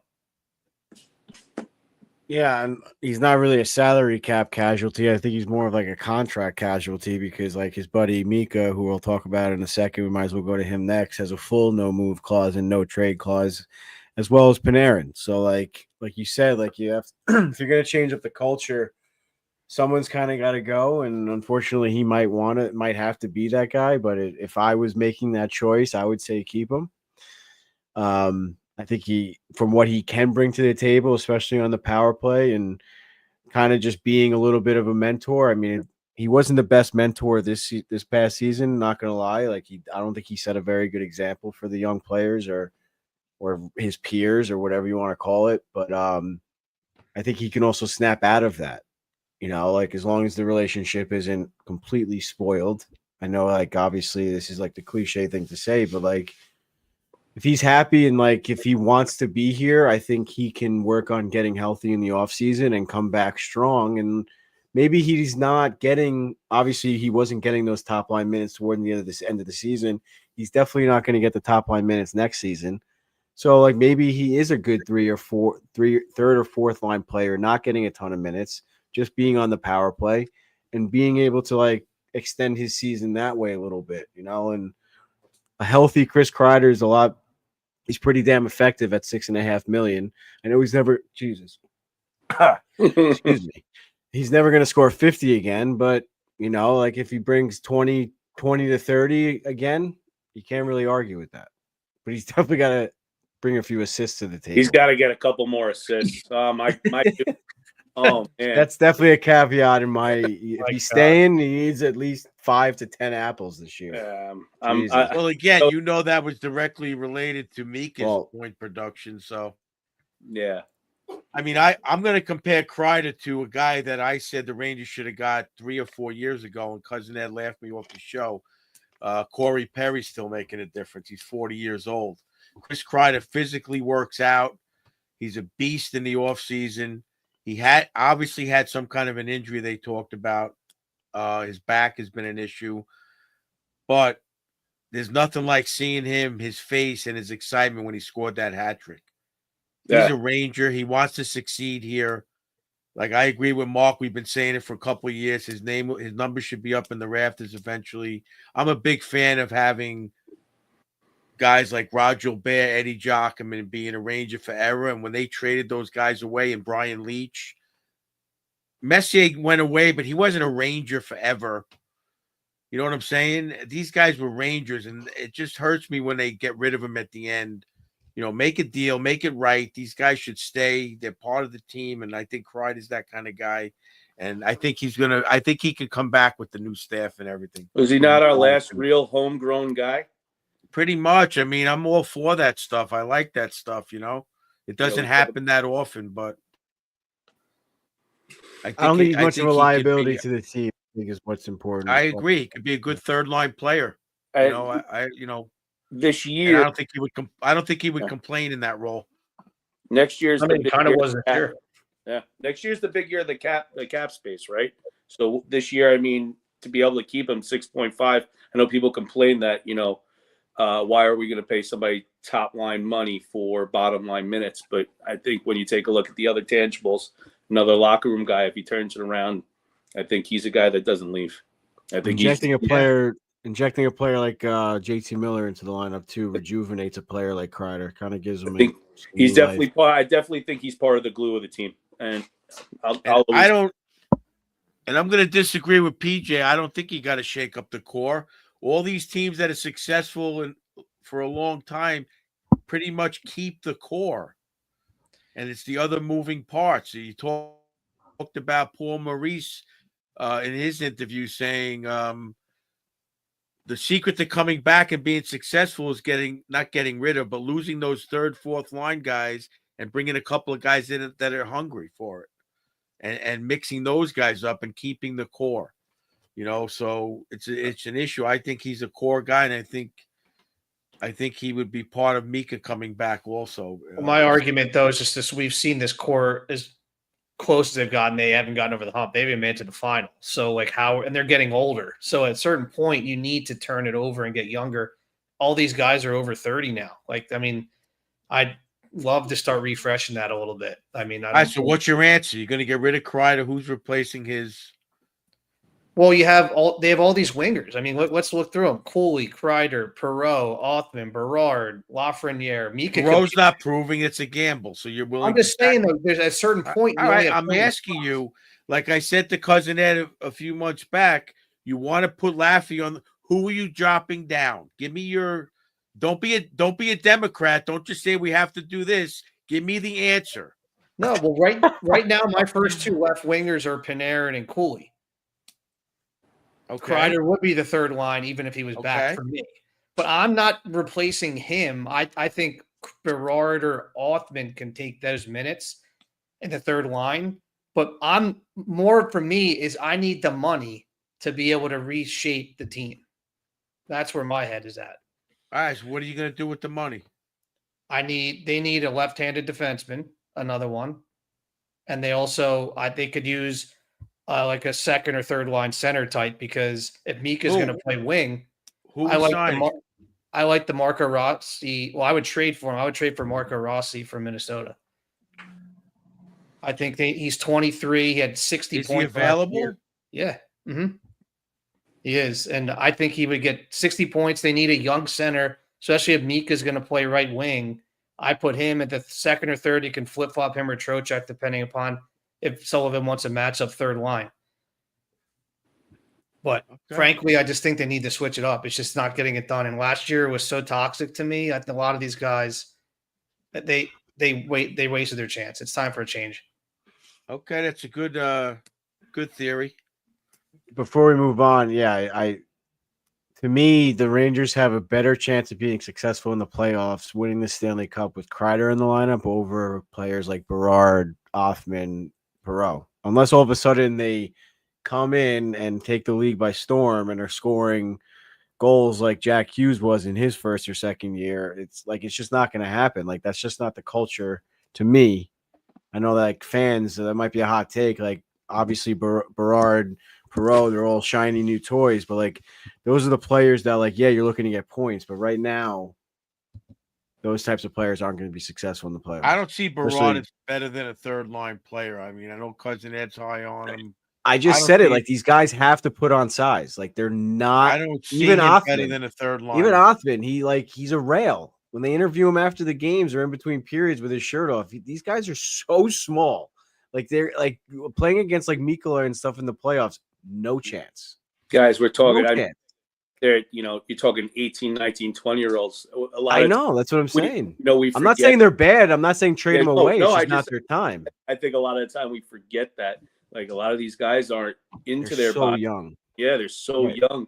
It's like you go and you watch these games and you're like, I just turned 40. I'm like, I look some of these guys I love. I'm like, God, you feel like they're older than you, but you're like 21 years old. You're like, oh man, they could be your kid. Yeah. Obviously, these guys on the hockey talent level are above and beyond. But like, go to your local high school. Go find the biggest kid. That's Brian Berard or Brendan Berard. Like that's it. Like, these kids are so young. They're not ready. Like, they're going to be phenomenal players, I hope, one day, but like, they got to go through the system and not earn it, but like, just get better and improve and get bigger and stronger and work out with an NHL, work out with men, not with fellow boys in college. Is that one of Sully's biggest things, though? If you earn that, if you're going to earn it and you earn it, he's going to play. So yeah. Listen, if they come in and they light it up, don't get me wrong, give the guy a shot. But like, to me, it boils down to the end of the season. What I'm watching on TV right now, it's just not going to happen with these young kids.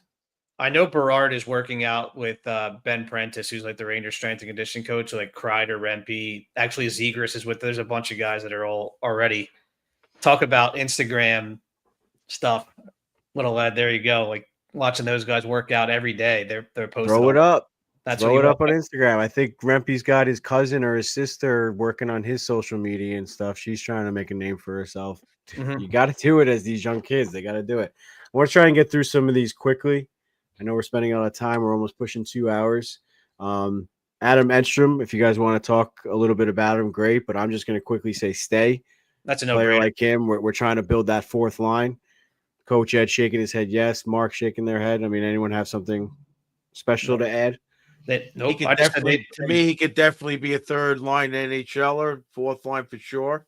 I think he could fill a role and get 10, 15 goals without a doubt in the right system. So And he's defensive got the line, hockey IQ. He was starting to show that before he got hurt. I Yeah, was he about was to say that they missed him after that. I love Rempe, but he was definitely showing the difference in, like you said, hockey IQ compared to Remp. I think he was, Well, yeah, go ahead. no, I think he was ready to go. I think he was definitely a solidified fourth line that could have moved to the third line had he kept playing the way he was. Yeah, we'll go into Rempe next for sure. I mean, obviously he should stay as well, build up that fourth line. But that's the difference between, like I just said, like these guys got to spend some time in Hartford. It's the second best league in the world. They got to learn. They got to get used to it. It's kind of like a learning curve. But unless you're like a protege, like you got to find some tough hockey. You got to play some tough hockey. And Edstrom did that. And his IQ, like you just said, is showing because of that. Rempe, not so much. He was thrown into the fire. He did very well with it. Don't get me wrong. But when he was sent back down to Hartford and he got a lot of minutes, he came back stronger and better. I think A that little the bit only more- with Rempe is we haven't seen it in some time, but you start talking about the offer sheet. They're talking about him getting offer sheeted. I think he might have the most. That might happen with him. a lot PJ, of are there any teams are gonna wanna specific- get him.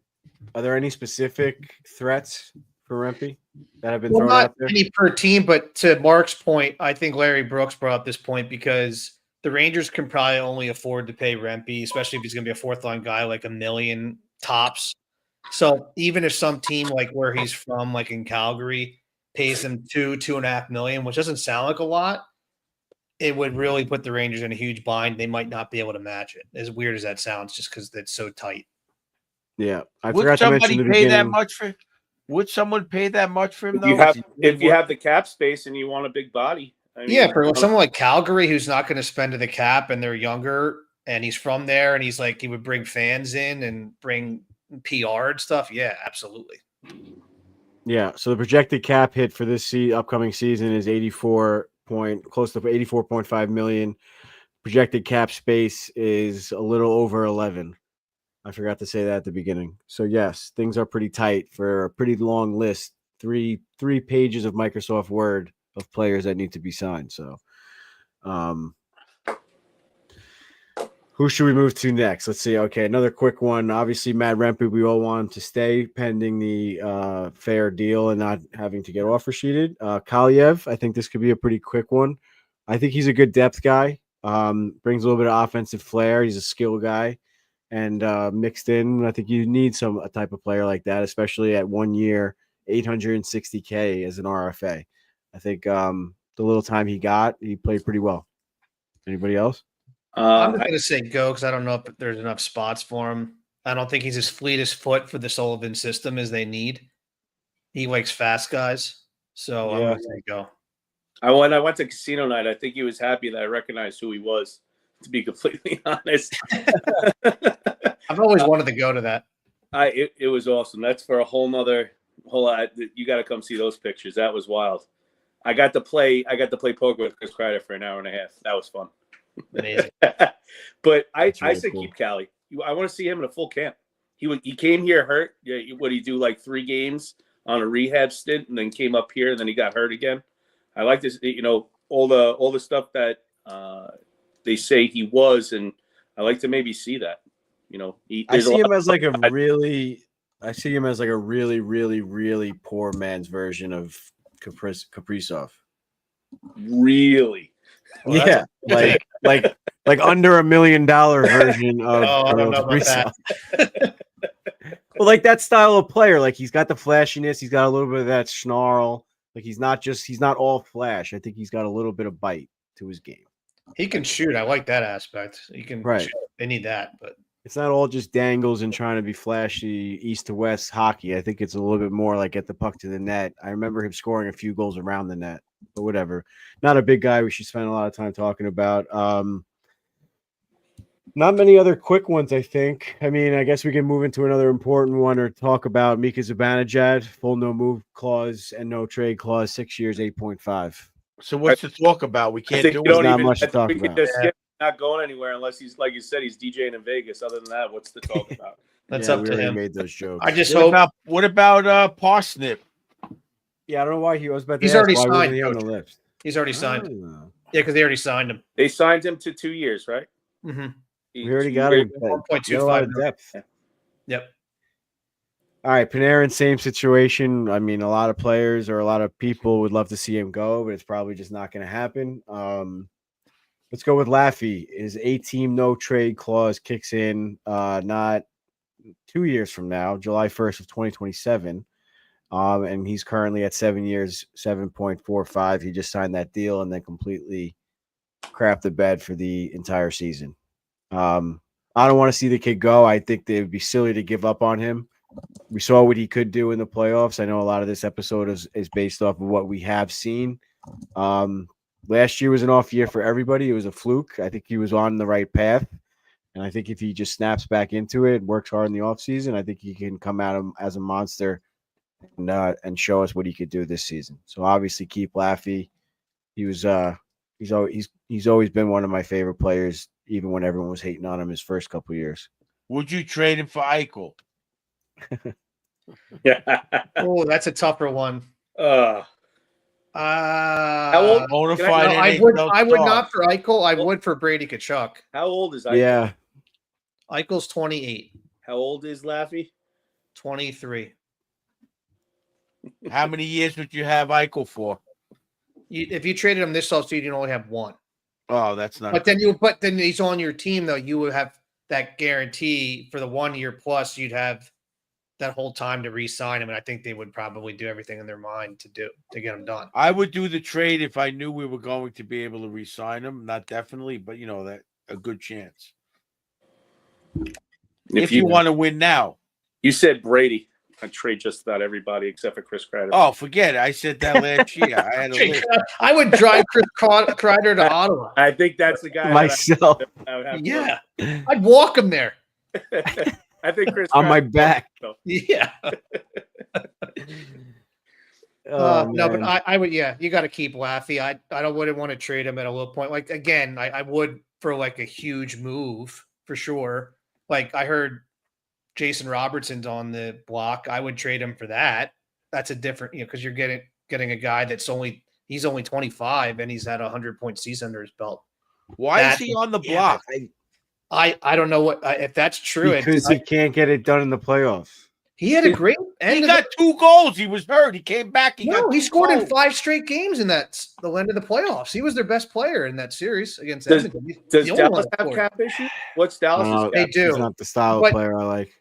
They just signed Rantanen into that huge deal. Yeah, So, Dallas. Well, they're- the issue with Rantanen Dallas, on it. they made it to 4 straight Eastern Conference Finals and haven't made it, and they're kind of capped out a little bit, and they're kind of never can't get over that hump, and like at some point, they got to change it up. So I wouldn't trade him if I were them, but I would love him. I don't know, he doesn't move the needle for me for some reason.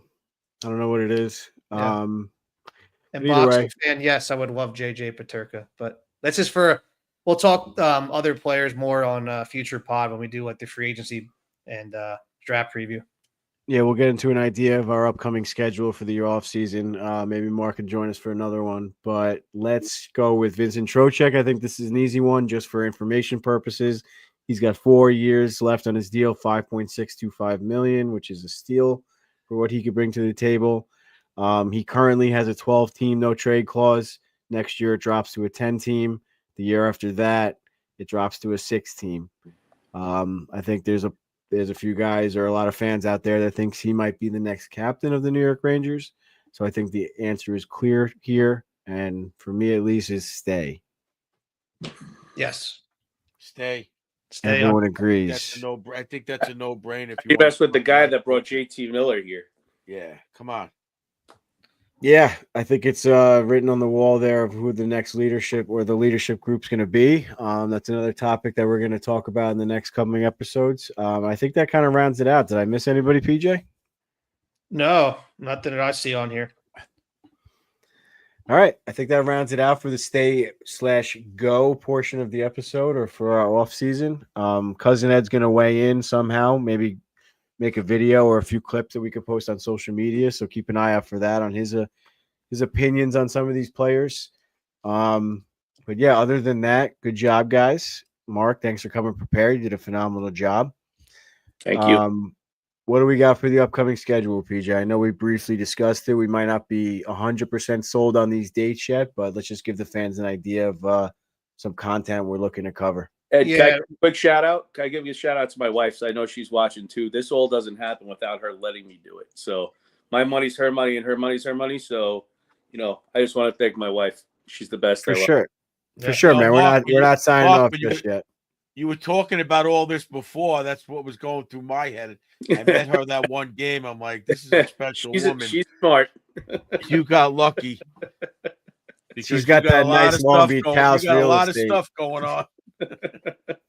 She works way harder than I do. Very cool. Well, That's awesome. She's a great woman, and shout out to her for sure. So yeah, but we're not ready to sign off just yet. Nope. We No, got some I time- think we got some time to send some more love. Unless you got to go, you good? No, I'm good. I'm here for All right. I thought we were Yeah, leaving. Unless she's we're calling almost you, done. you got to go. No, that was a preemptive. I thought we were leaving. I'm sorry. No, you're good, man. I just want PJ to go through the schedule, and then Yeah, we'll do a quick schedule, and then we'll quickly tell where the bracket is. There's a 2-horse race for the Sam Rosen plaque.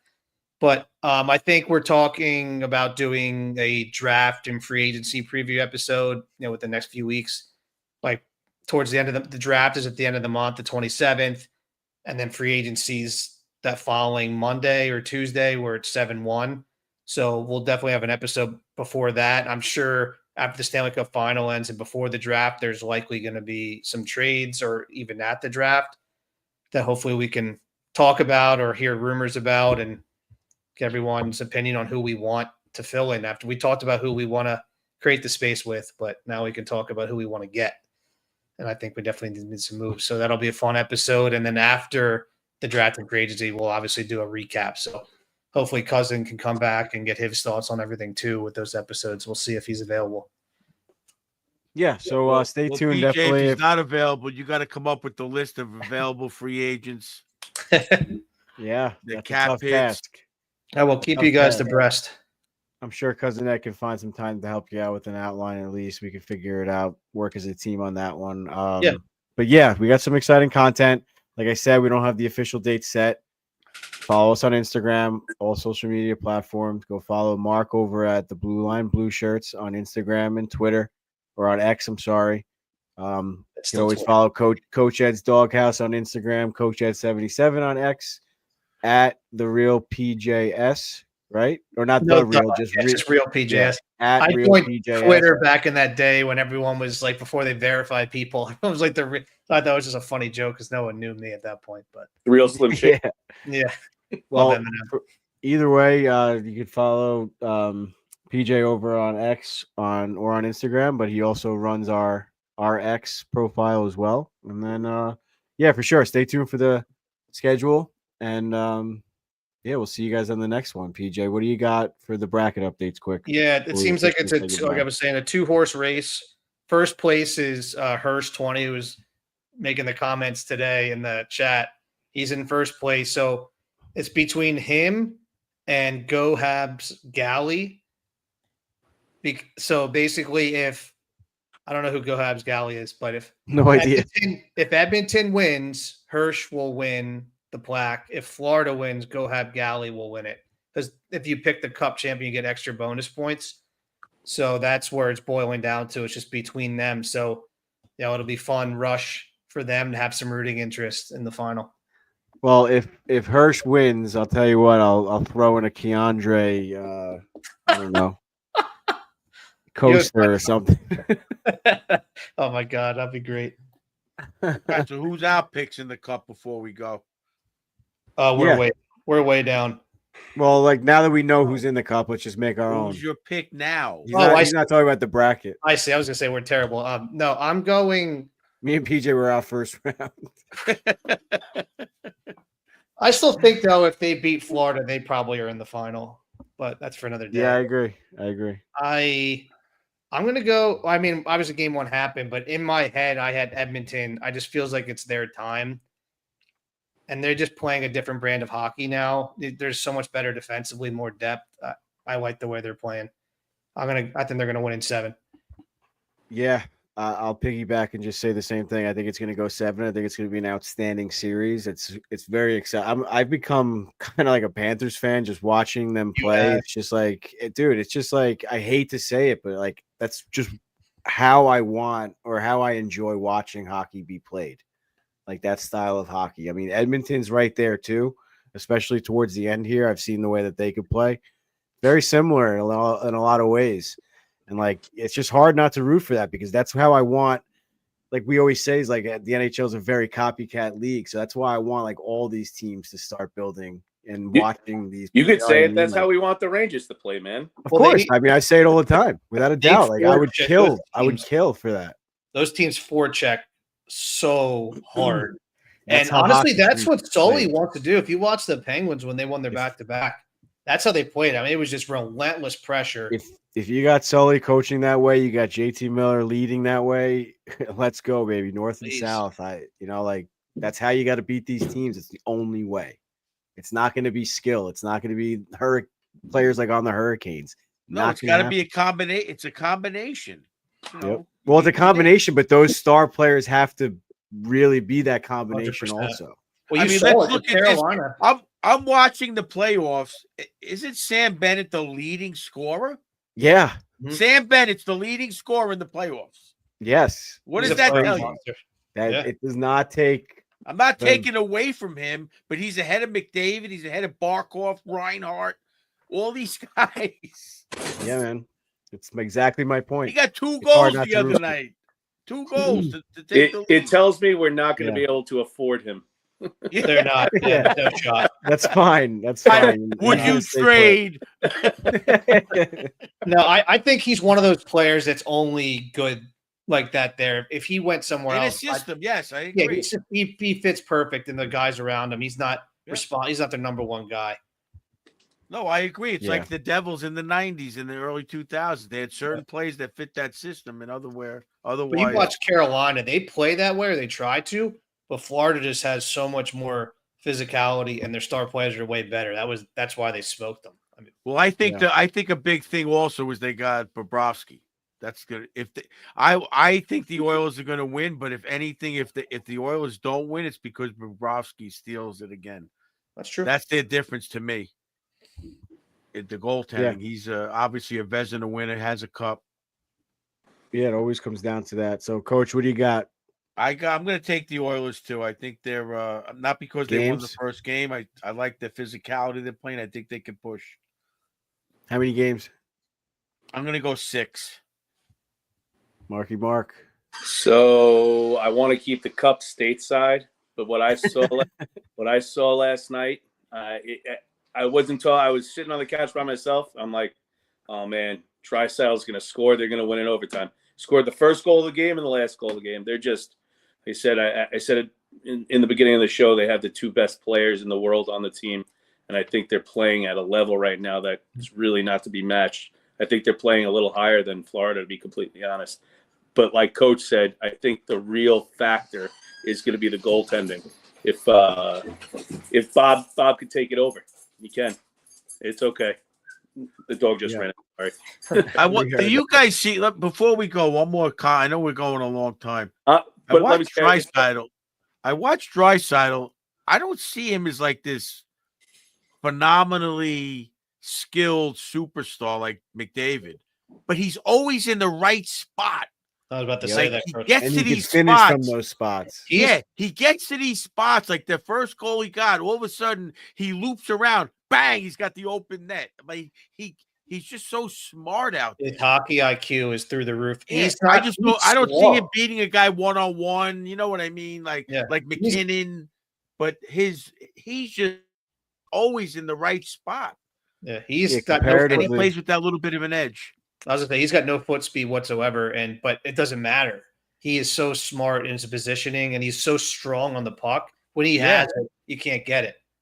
He plays with that little bit of small, like Eddie said. He's not physical, but he gets in there. Mhm. He went at That's- Marchand a little In- bit. He's got that German. He's got that German snarl for sure. In Yeah. conclusion, I do think Pretty damn good looking. We're not afraid to admit that on this podcast. Great draw line. I Not think that the there's rig, anything wrong with I it. think the His rig hair too. take it.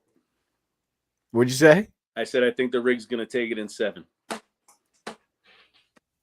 Yeah, I think this series goes deep, 6 or 7 for sure. But I'm feeling All 7. right. Yeah. I'm First thinking game, first McDavid- game, of the Mc- first game of the playoffs, first game of the Stanley Cup went to overtime. So that's an Yeah, indicator. it's I Good also think stuff. that the Panthers have another gear, though. I think the Oilers were playing better in that game, I guess, overall. But I think the Panthers now have another gear, and that's Well, a you have little to- you have scary too. That's Florida. Have they lost back-to-back games? I don't think they have. And then you got the last 4 Stanley Cups. The team that won game 1 won the Stanley Cup. well, Florida did lose back to back in Toronto. They were down 2-0. I They were stand out, corrected. I'm yeah, sorry. and then they were down in game 3 in Florida, and they won that, and then they won 2 in a row. But yeah, but no, other than that, you're right. But it's a difference in last year, right? Because Florida was up 3-0 off the bat. So Edmonton getting a lead in the series, I think their first time in the cup since was it 99 or 2000? How about that move? Let's go back to the conference finals. That move Barkov put on in overtime. Man. Oh, I jumped off my seat just to He had watch him Orlov play in a like that. blender. Oh my God. look That like was crazy. Yager fighting off the defenseman below the goal line. That was just Go on. We can have a whole episode just about that play. That was Quagmire stuff right there for sure. Yeah, I guess that's pretty much it, guys. Fans in the comments. I mean, I see the viewers. You guys stuck with us the entire show, 2 hours. You got nothing better to do, I guess. That's so much appreciated. You have no idea. We know who the true fans are. Chris, Paul, Gaz in the chat, boxing fan. This is not your first time in here. We see you all the time. And of course, Hirsch is my MVP of the chat today. You agree with me with Keandre Miller. So, Chris, you know I love you, but I got to give it to Hirsch this episode. But I don't think he stuck around with us for the whole time. Yeah, I'm sure I'm going he to or text she, him. I'm not really I'm sure. going to give him shit. Yeah. Oh, you know them? Yeah, it's my buddy. I grew up with him, but yeah, I played hockey with him since I was younger. Very cool. Well, thank you for recruiting. He was into the one you show, met in and- Florida. Remember? He was with me. Yes, for sure. Awesome. Okay, great. Cool. Love new fans. Like I said, thank you guys so much. Mark, thank you so much for joining us. Thanks, Mark. You're a natural. You did great. Looking forward to having you back on as a guest, and thank you for supporting the show, and always being a fan, and now giving us a few bucks to help us put on the production. Thank you for the opportunity, and I look forward course, to man. I look forward to the family and the friendship that comes with it. I appreciate you guys 100%. and allowing me to hop on here with you. It was a lot of fun. I hope I get to do it again. Yeah, just like the Thanks, Rangers need depth, so do we. We need some guys on the bench to fill in when Cousin Ed's not around, or if I'm not around, or Coach Ed, whatever. So Just let me know. for sure, it's was good great- to have another great roster talking with you. spot. You It's one passed of your the good try things- out. Great job, buddy. Right now, it's one of the good things about this podcast. Just like hockey, from the time Eddie was 8 years old, it's about meeting people through and having friendships, and it's good stuff. I think that was the Sure. biggest. That was one of the biggest things when we met on the railroad. But our friendship, how it was always. I was always looking for you guys after that first time I met you. So it was sort of one of those. 100%. Yeah. Good Yeah, stuff. we'll definitely, like I said, we'll put in some more effort to make the train rides happen. That was a lot of fun. Part of the energy from the team comes from the fans. I agree. I'm not gonna lie, I didn't bring a lot of energy to the Garden this year. It was a tough season for everybody.